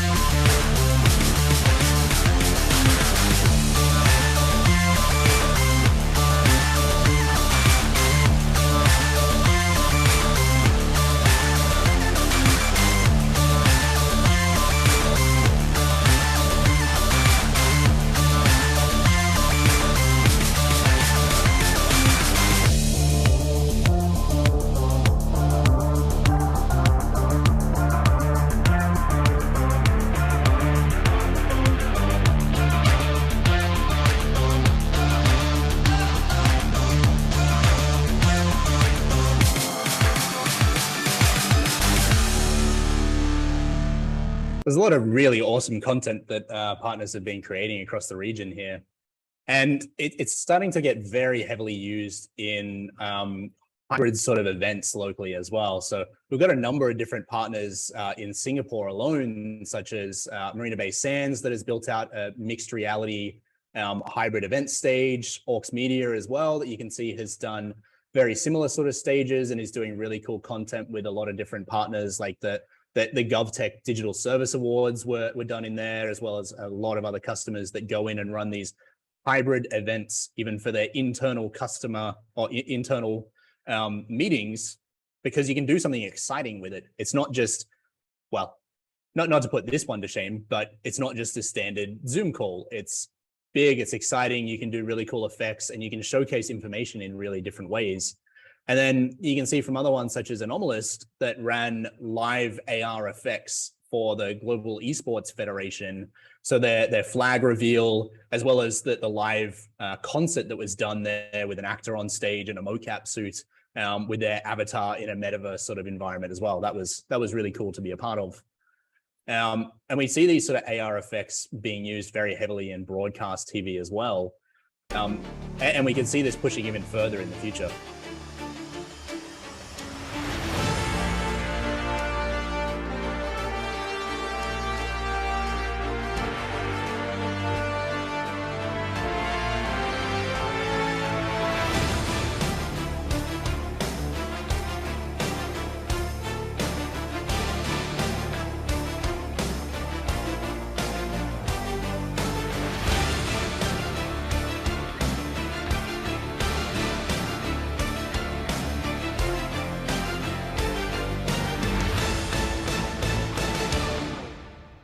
And I think, as Emmanuel said at the start, that we're working with the technology of today. And in these ones, it's a lot of the broadcast cameras or using mobile devices to view these.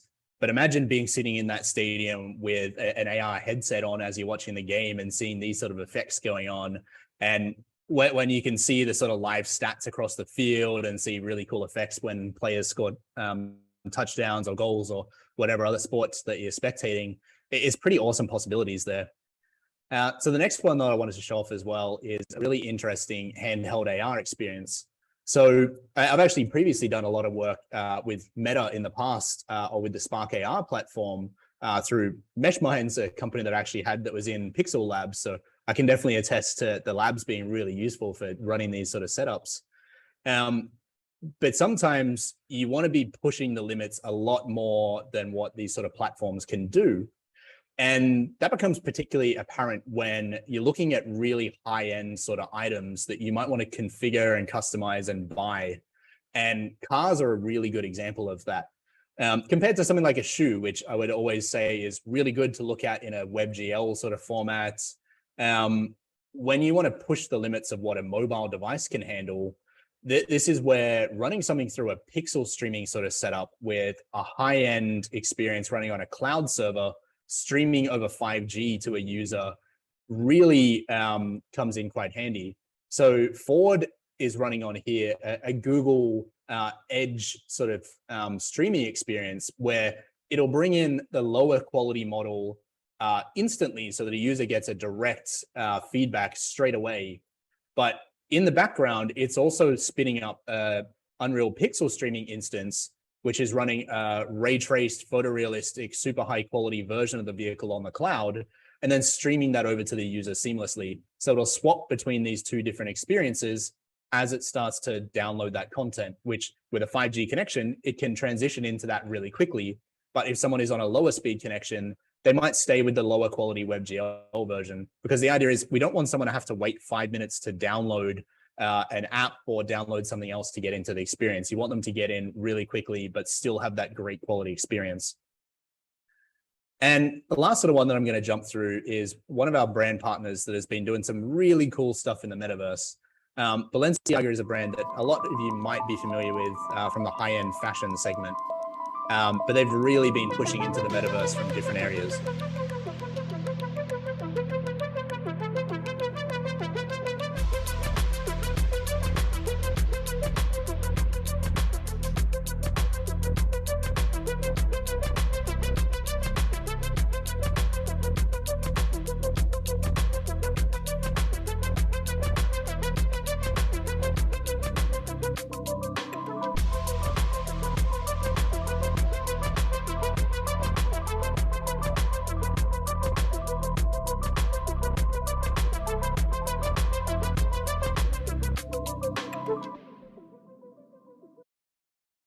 So it's some pretty exciting stuff that they've done there.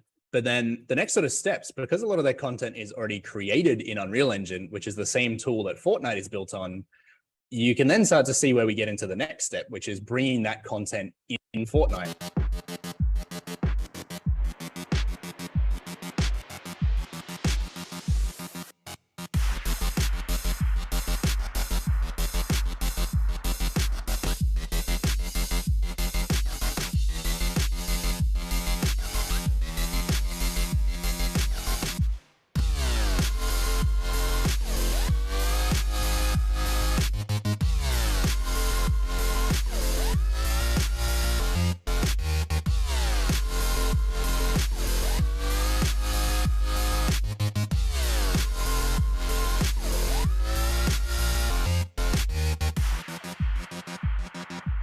So a lot of the content that was created there in Fortnite also was released in the real world as collector's items as well. So you get this really interesting match between what they built in their own metaverse, what they did within Fortnite, digital items that were sold within the game, and then real world items that were sold in the real world.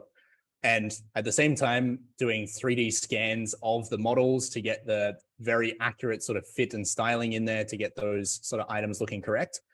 But the metaverse kind of gives them a different creative freedom. Like it's pretty hard to make color changing clothes in the real world. Like I'm sure it's possible, but it's a lot easier to do it in a digital world, and giving people that kind of overlap between them is really interesting.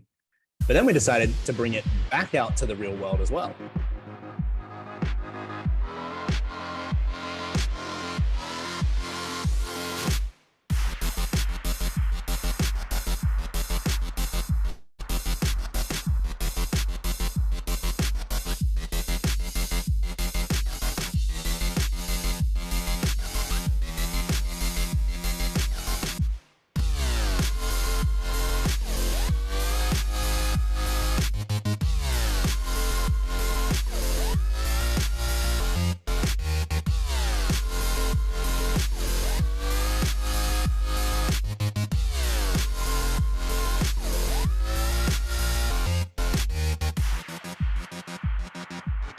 So it's this really cool overlap of real world to digital, back to real world, back to digital, mixing and matching between the two.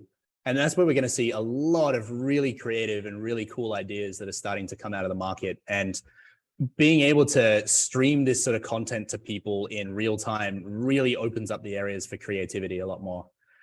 And that's going to be it for me. So I hope everyone enjoyed that, and definitely feel free to reach out if you've got any questions. So thanks a lot. I'll hand it back to the next speaker.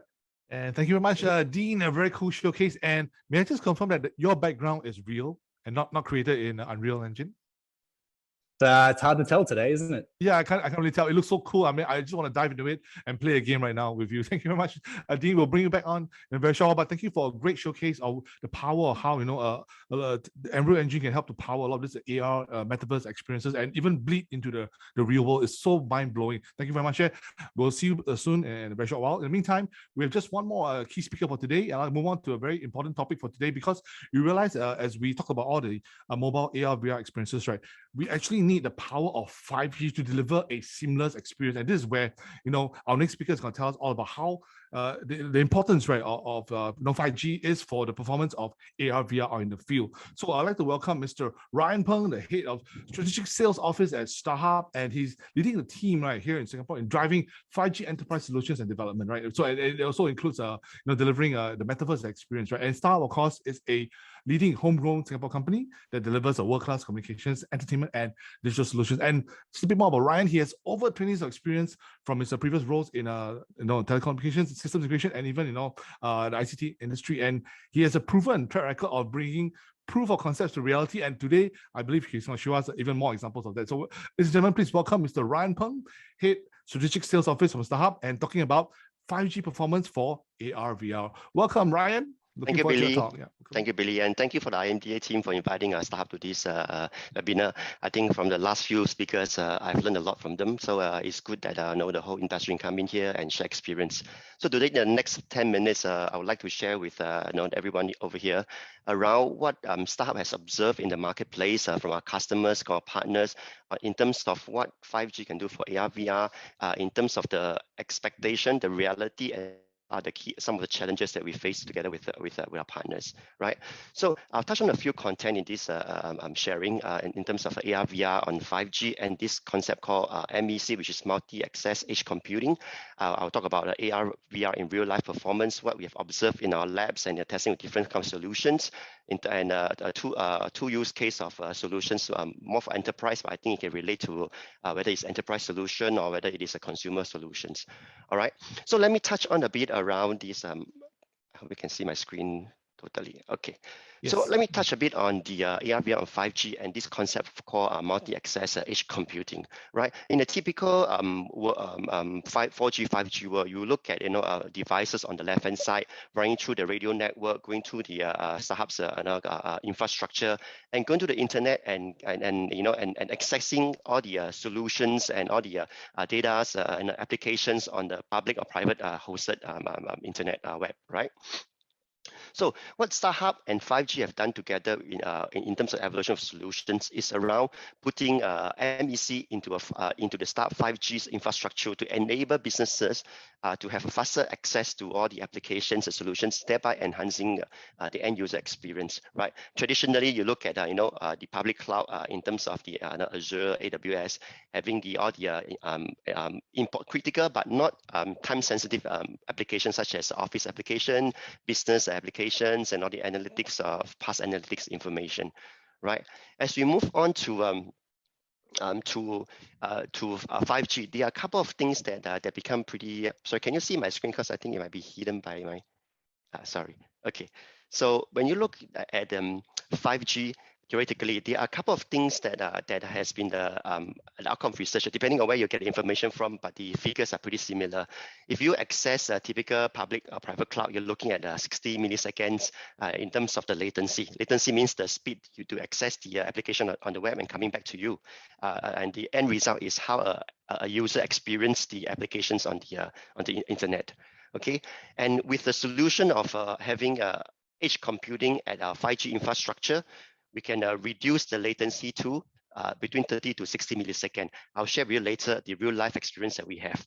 And there's even a more advanced solution around putting the hardware and the solution at the 5G base station, very localized, very specific for applications like immersive entertainment around a single location, maybe a solution in a factory, maybe for AGV around a single location, and they can put down can reduce the latency to below 20 milliseconds. All right, so these are the theoretical figures that we have observed from industry, from different white papers, and as we embark on the 5G, building the 5G businesses, and also collaborating with the partners, these are what we expect to see. As we move on, towards the real life application in the past 6 to 9 months, having many partners coming to us and working with IMDA to drive adoption of new use cases. One of the most exciting one that's quite prevalent and persistent in all the inquiries and all the interests of both partners and all the end users is around ARVR. What would real life video be like with 5G, right? So I'll give you an example of how we tested or how we emulate a real life scenario in our startup lab. Right, we have a 5G on the left hand side, a 5G IoT platform where we use IoT solutions to monitor some of the IoT data points from the buildings. Right. And with that, we host our solution in two places as a comparison. One on the public cloud, one on private cloud, such private cloud as a two different scenario, and one on our MEC in our 5G. Right. On the MEC is basically, if you call it in simpler way, is a public cloud, or you call it hybrid cloud. Right, so it's in our own CO, central office. Central office is a telecom term to say where you host all your telecom equipment. And this is where we get the best performance, because when you connect to our network, you connect to your application right at the brain of the whole 5G, right? And in the real life scenario, we observe first, if you do work on the ARVR applications on a public cloud or private cloud, you're looking at about 40 milliseconds if you do a private cloud. But private cloud means, you come to our data center, you have a server in data center, and you host application in our data center. If you go to a public cloud, on average, you get about 300 milliseconds. And in terms of a public cloud with direct access to internet, you're talking about 40 milliseconds. And I'll share with you what does this figure mean in real life in a short while. In terms of putting it into a MEC and with 5G, you're looking at 10 to 15 milliseconds. You can see that the advantage is less than half. All right. And what does that mean in real life to a lot of users? First and foremost, the lower latency means there's lesser lag, means your content can be loaded faster, means the real life experience is going to be more immersive, and the satisfaction of the end user will be much higher based on what we've observed. Okay, and in terms of one of the industry application that we have deployed, or at least we're in the midst of working out with one of the customers, is around remote maintenance or remote guidance. The concept is around having an engineer on the field and he's troubleshooting some of the equipment in the field, and he's using his tablet, smartphone, and AR/VR goggle to do a real life examination of the site and getting remote assistance from their experts, maybe overseas and somewhere in the head office, helping them to do the remote maintenance, giving guidance what to do on the spot, right? And we observe that with the 5G experience on MEC, the typical performance parameter for a pretty good experience is around 40 milliseconds. Okay, and anything less than 40 anything worse than 40 milliseconds, you observe that experience is not as good, right? This is our experience, depending on application and the bandwidth, it may differ application, but 40 milliseconds is something that we observe. And there were some theoretical studies to say that 20 milliseconds is the best or ideal in terms of AR/VR and real life experience. And from this couple of a year and a half since we started embarking on this journey, working with different partners and IMD, we realized that for 5G and to push 5G into the marketplace, to make sure 5G stays relevant, and also to go beyond just a technology to something that the end users and the industry can use. The whole user experience evolved around 4 key areas. First, around devices. At this stage, we observed that there are not many 5G enabled devices, but we believe from the conversation with many manufacturers that they will be coming out with roadmaps for 5G in the very near near future. All right, we look at content application. These are the ones that really make a difference, because to translate from the AR/VR experience to the real experience to AR/VR, the content, the application really makes the experience. As I shared with all the different presenters earlier today on their solutions, I believe those solutions will make the big difference in terms of how the industry, the end users, the customers, will experience 5G, experience AR/VR on 5G, and of course, without 5G supporting the mobility and the enabler of all the AR/VR solutions, we won't be able to get that real life experience. All right, and similar to what I've just shared just now, in terms of visual remote guidance, which is a remote maintenance kind of use cases, we have as example, an engineer on the remote side, working together with a few engineers on the field. And then this has been quite a hot topic with our enterprise customer around factory, around maintenance on site, especially those areas that pose potential hazards, safety considerations, etc. Right. So in summary, with the right device ecosystem in place, with the right solutions and content, and with 5G as an enabler, and with all these different ecosystem partners coming together to curate and drive 5G solutions, with AR/VR, I think the whole industry is going to leap quite fast as the technology and as the ecosystem continue to accelerate. And thanks to IMDA for holding such a webinar to bring together all of us, to help to push this in the industry, and hope that this sharing today have given all of you a bit of real life experience and real life feedback around AR/VR and on 5G. Thank you.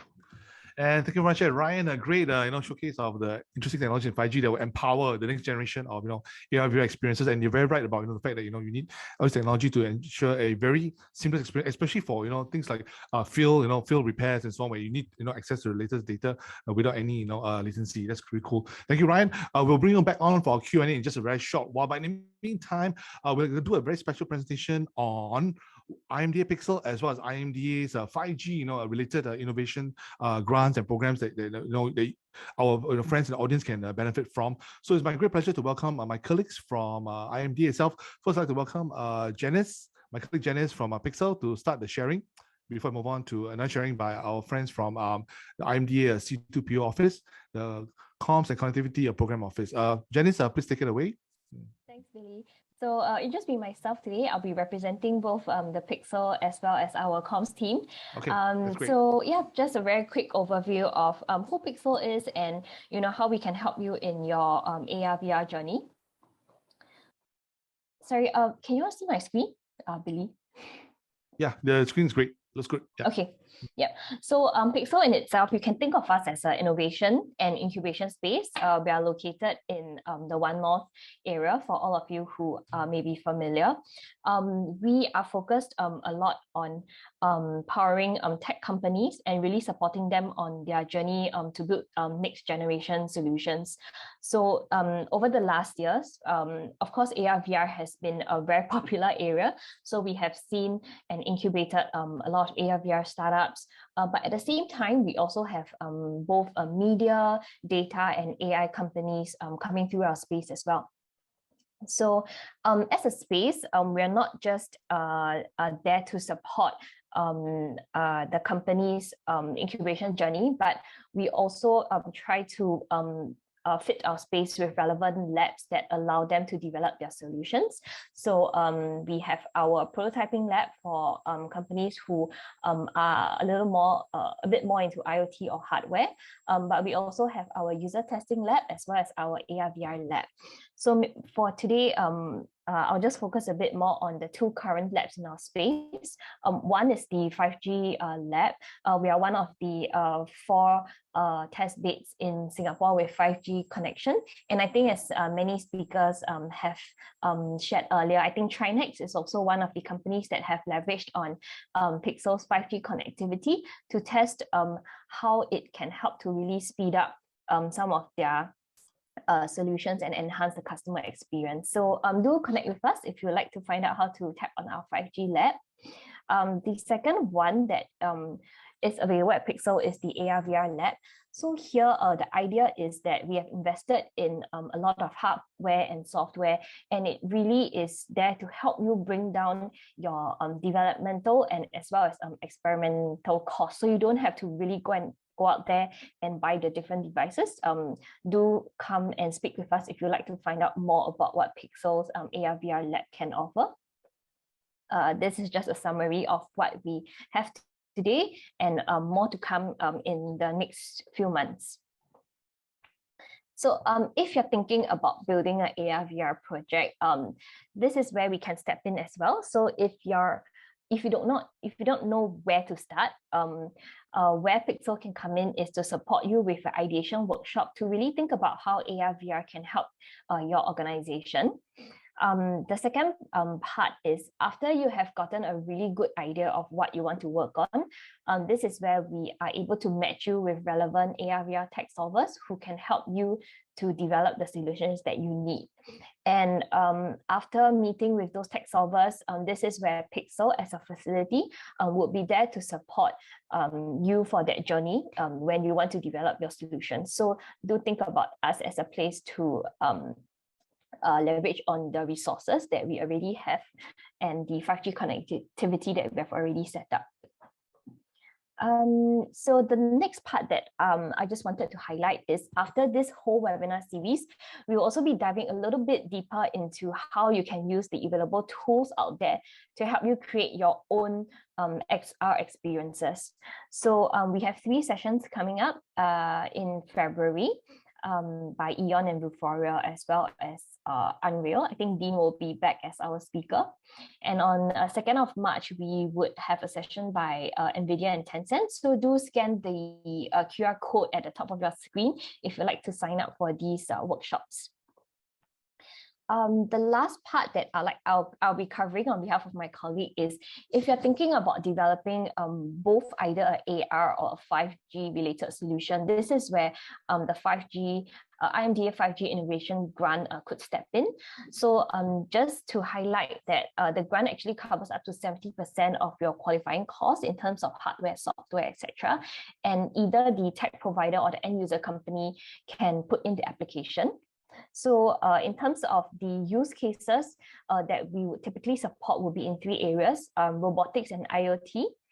The second one is ARVR, which you have heard a lot of today. And the last one would be in AI and data. But I think the team is not closed off to only these 3 areas. So I think do write into us if you already have an idea in mind and you want to commercialize a 5G solution that you have. So I think that's all from us. Back to you, Billy, for the Q&A session. Hey, thank you very much, Janice. Thank you for sharing all this very important information for people keen to explore how to work with Pixel. And we look forward to your submissions, guys. Just ping us. No harm done, right? Just to explore the ideas and so on. Thank you, Janice. Ladies and gentlemen, my great pleasure now to bring back all our speakers for today's very exciting webinar. Of course, the title is Powering Brand Experiences with AR, VR, and the Metaverse. And I'm going to bring back our speakers for today. Let's welcome back Emmanuel from Meta. There's Yabun, right, from Next Tech AR Solutions. We have Joel and Siu Hua, our tech team from Trinex. So welcome back Dean with a very cool background from Epic Games, as well as Ryan from StarHub, back to field our questions from the floor. And I'm just going to open up the Q&A box to see the questions that we have for our panel. Okay, just a couple of questions. Interesting. Thank you very much, ladies and gentlemen, for sending your questions. I'm going to open with the first one from Dinesh, and I'm opening this to all our panelists. First come, first serve. The first person to press the buzzer will get to answer this question and win a free coffee from me. Okay, Dinesh is asking, what are the current business opportunities in this space? So I'm going to open up to all the panelists. You're all eligible to answer. What are the current business opportunities in this space? Would anybody like to take a stab at this? Maybe I can answer a little bit. Oh, welcome, Emmanuel. Yeah. All right. And specifically in AR, for example, we are seeing people making money by creating experience for brands. So brands are interested, as we've seen from many of the speakers, in showing something novators and cool and new, and there's not that many people that can create that experience for them. So this is a straightaway business, and so I believe that, for example, anything we do in AR need to be friendly with brands first, because that's where the money is for developers like yourself. Now, if we talk about VR, I mean, they are right now with millions of device able to play games and experience VR. There's actually, I mean, the answer is very simple. Okay. But for AR, which is a little bit novel, there is advertisement, AR ads and things like this that are quite popular, and we know many partners making a business out of it. Thank you, Emmanuel. I'd like to open to the floor as well. Any other of the speakers would like to take a stab at this question? Yeah, I think we kind of showed off quite a few different business opportunities during the presentation. I think this one was asked at the start. I think we probably answered it pretty well, but there's a lot that we didn't go through as well, and it's covering a lot of areas that I work quite heavily in, which is automotive and manufacturing and construction as well. So digital twins of buildings going up, like you're literally talking about saving millions of dollars when somebody can go out with AR and understand where issues are and how to stop delays. So that there's massive market opportunities for this technology, and gameplay and things is another one that we have lots of people building lots of stuff in Fortnite, and they make very good money out of that. So yeah, there's plenty of different avenues you can take to find a business within Metaverse and AR VR space.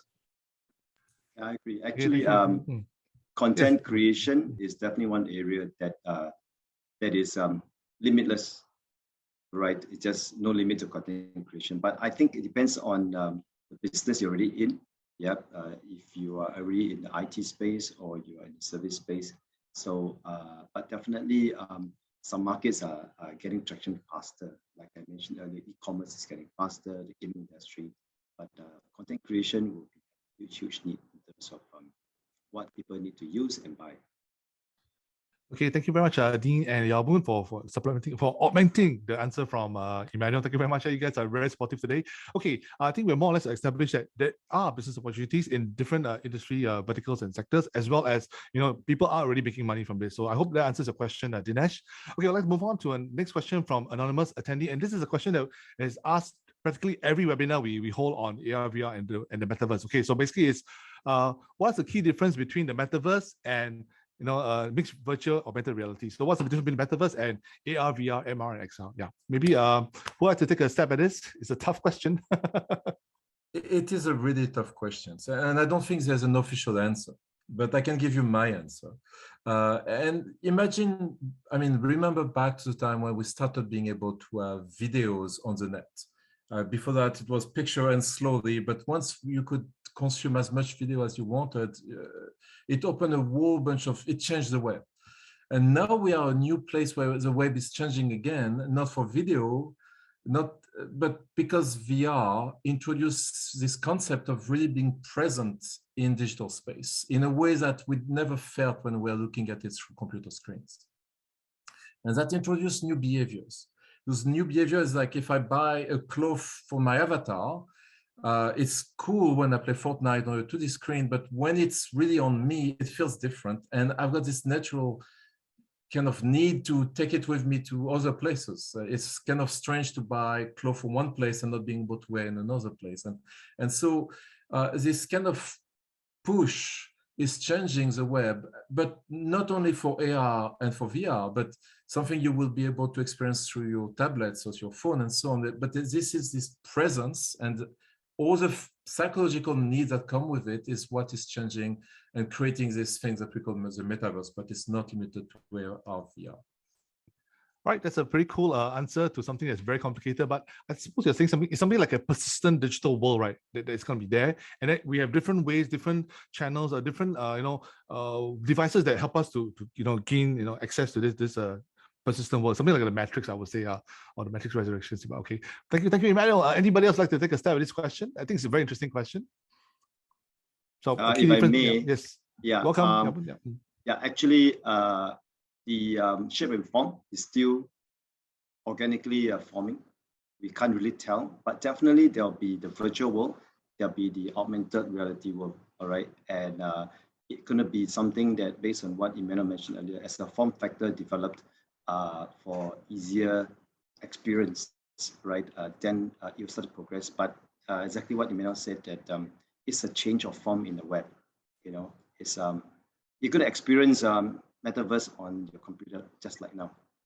And you're going to experience on your glasses, on your phone, on your Oculus, on your HoloLens, whatever it is, right? It will happen. So it will shape and it become like many kind of web pages that we see today. That's how I see it, but in the space that everybody have seen or a glimpse of it. Thank you, Yabun. That's a very cool answer as well. Anyone else from the panel would like to take this? Because we have more questions to come, so you can always reserve your firepower for the other questions to come. Maybe Dean, I want to ask you. It seems that it appears that Epic Games has used or is using Fortnite as your linchpin, for your Metaverse strategy. So maybe we'll comment about that. Using Fortnite as an entry point for a lot of gamers and so on. Yeah, so for us, it's about making that as accessible to people as possible and creating an open ecosystem for creators to come in and work on their content. And to us, it's irrelevant what platform it is. That there's nothing that says a metaverse needs to be on a headset. And people aren't going to want to always be on a headset. I've got, I think, 8 headsets sitting on my shelf next to me.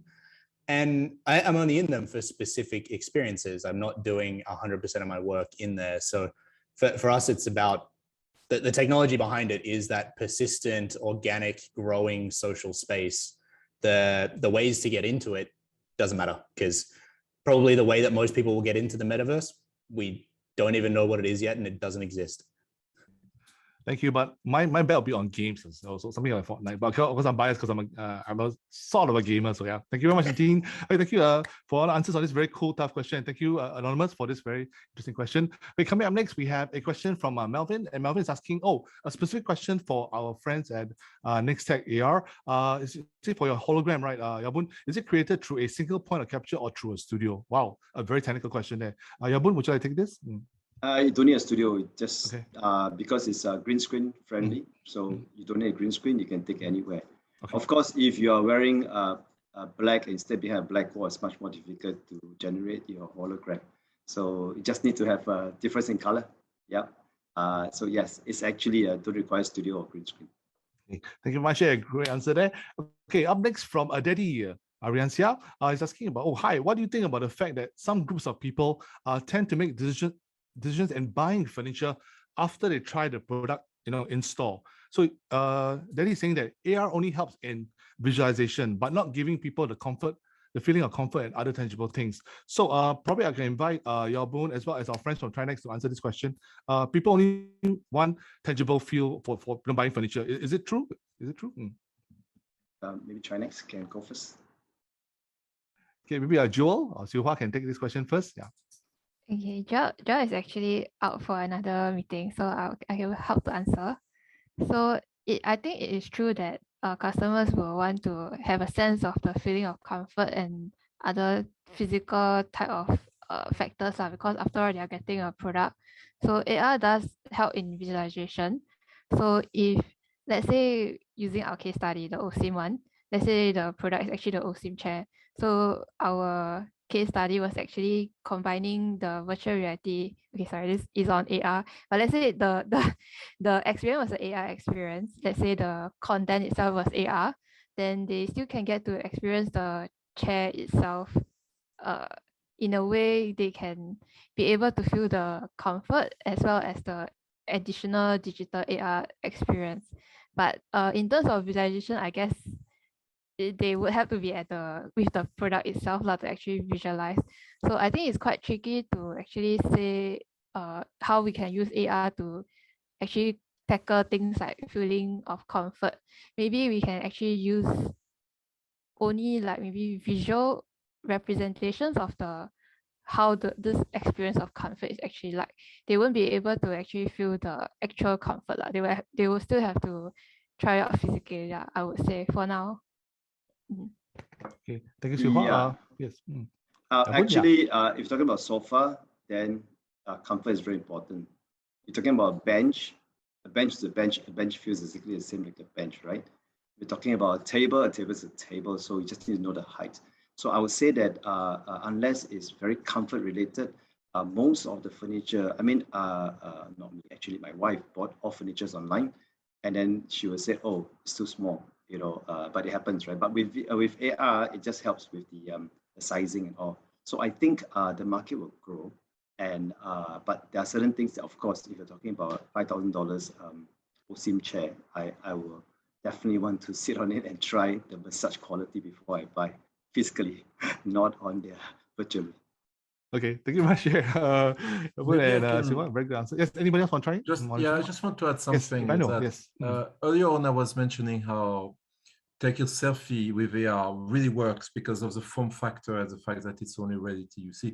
However, there's another application that works really well, and it's not really to convince yourself that the object is really there. You know it's not there.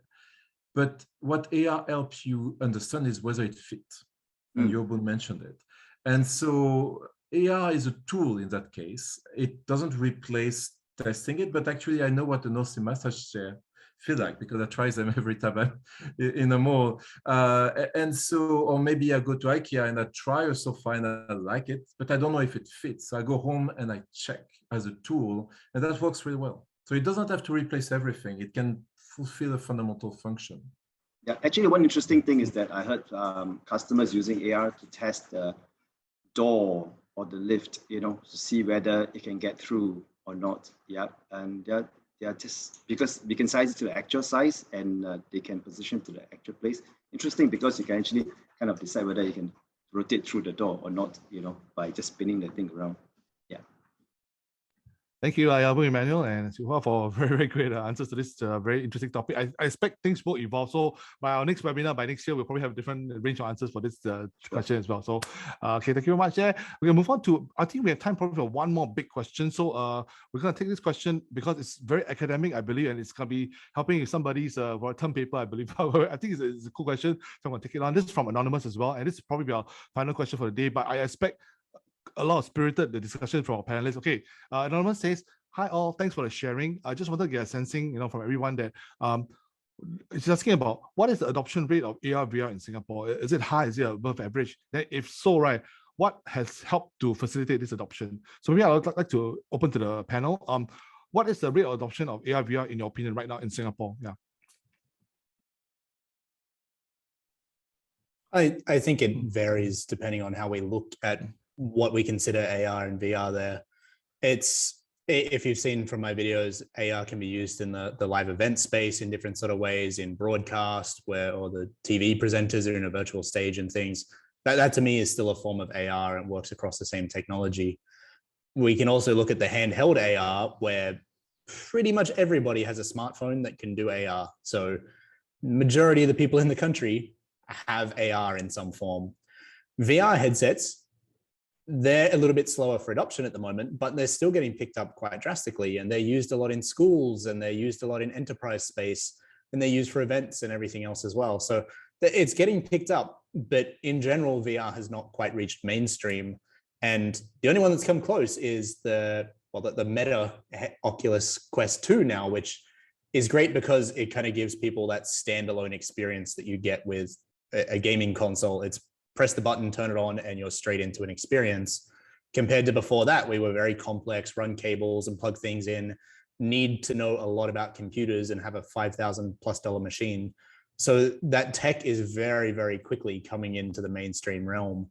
And I think that's going to accelerate very, very quickly. The only thing that's actually slowed it down now is hardware shortages are actually probably making it a bit harder for people that would have wanted to go out and get some more equipment, especially during lockdown, because that demand has skyrocketed now when people can't go face to face. Putting on a VR headset or an AR headset is a really good way of getting as close to that as you can. Okay, thank you, Dean. Panelists, anyone else want to jump in on this question? The adoption rate of AR/VR in Singapore, what's your perception? Yeah, is it very high? Is it okay? Talk a little bit about it. And one thing that is slowing VR adoption, for example, I think Dean mentioned AR, and I agree. Pretty much everybody is using it, whether you use it on TikTok or Instagram, you're using some form of AR. But for VR, something that is slowing down a little bit the adoption is the availability of a headset in Singapore. For example, you cannot really buy a Meta Quest in Singapore unless you order it from the US. So this hopefully will change very quickly. I hope so. But it is, it's there, and we need to solve it. However, things that are making the adoption higher, and I think that in many other places, actually the role of the government and place like IMDA. We work quite extensively with IMDA on a number of initiatives to teach people to use AR, even in schools, and same thing with VR and so on. So I think this very active collaboration between industries and the government is quite unique. And personally, I've seen it, kickstarting this whole thing. Thank you, Emmanuel. Maybe I'd like to invite Siu Hua also to chime in. But Siu Hua, I mean, you guys have worked on a couple of projects for people as well, right? I mean, for brands as well. Right? So, what is the demand side equation like? I mean, how curious or how enthusiastic are brands for using AR? Yeah. Okay, so actually the other speakers that actually said is there's a lot of demand for it for a variety of reasons. So I just want to add in the additional point of this web-based AR and VR that has been not say very new release, but recently in the recent months or years recently released. It actually helped to speed up the adoption of AR and VR because using web-based, the users or customers or consumers, they don't actually have to download anything. It's very easy for them to just straight away experience it through a microsite link. So I think that really helped to speed up the adoption rate. And also many of the clients, they're actually looking for something that's easy for their customers to, like, no hassle of downloading things, because when you ask someone to download, they don't want to download unless there's a very strong reason or need for it. So with the web VR or web AR, it actually helps to actually close this gap between the need of downloading and the ease of actually experiencing a very short AR or VR experience.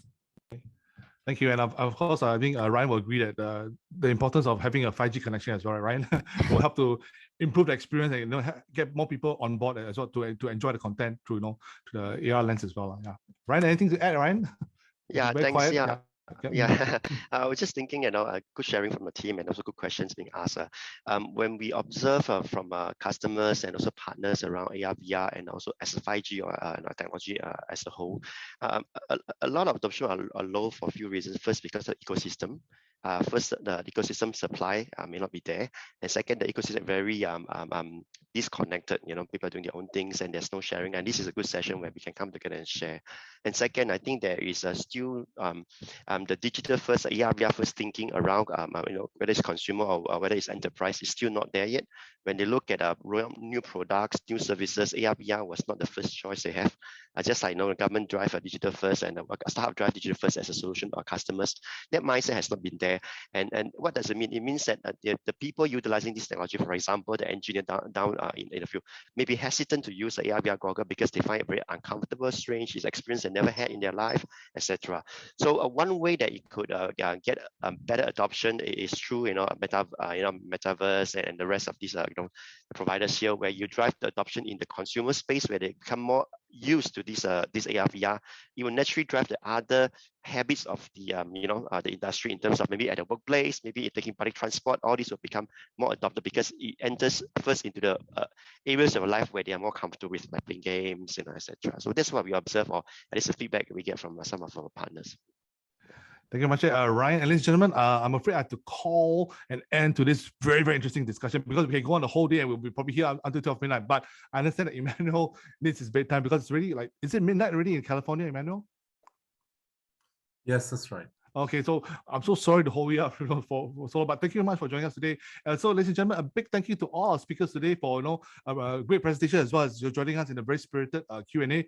Once again, a big thank you to Emmanuel from Meta, Yabun from Nextech AR Solutions, Joel and Siu Hua from Trinex, Dean from Epic Games, and Ryan from StarHub. Thank you for giving us a very insightful afternoon of sharing about the latest trends in powering brand experiences for AR VR. We look forward to welcoming you guys back for future webinars held by Pixel. Thank you very much. Have a great afternoon ahead, our dear speakers. And ladies and gentlemen, thank you for joining us once again for another exciting webinar in our Pixel AR VR Metaverse series. My DJ colleague Amira has a small request to make. We'd like to basically encourage everyone to fill in our survey form to give us your frank comments so that we're able to improve the way we organize, curate, and present to you our webinars. In fact, given all the experiences today, right, I'm actually quite excited to actually bring in some of this technology for future, webinars, including use of AR games to keep the engagement rate and so on. So thank you very much, ladies and gentlemen. Do send in your feedback. We do have our technical workshops coming up. Our ARVR technical workshops coming up. My colleague Janice announced. So later on, we'll flash a picture of the first one that's coming out on 22nd of February. But don't worry, we're going to send out more information via our EDMs as well as our social media posts. So do keep in touch with Pixel. So you're always on top of all the cool, exciting stuff happening here at Pixel and all the cool webinars and events that we have for our community and for friends like you as well. So, gentlemen, thank you very much once again for joining us today on this third ARVR Metaverse webinar in our series. We had a great time exploring, all the different ways, we are powering brand experiences using ARVR and the Metaverse, and we look forward to welcoming you guys back at future webinars in our technology-oriented series of workshops and webinars. Thank you very much. This has been Billy Teo from Team Pixel. On behalf of the team, thank you very much for joining us once again, and we definitely want to welcome you back at our future events and webinars. Today is a great Wednesday. I know it's raining a bit, but it's very cool weather, so I'm very happy. So once again, we'll like to welcome you guys back at our future events. I'm just gonna keep on talking until my DJ colleague Amira plays the music to give us all a very nice afternoon relaxed feel. It's gonna be just 2 days more to the weekend. So thank you very much, ladies and gentlemen. Thank you very much. Yeah, thank you, everybody. Thank you. Thanks a lot, everyone. See you later. Bye. Thank you. Bye-bye. Bye. Thank you.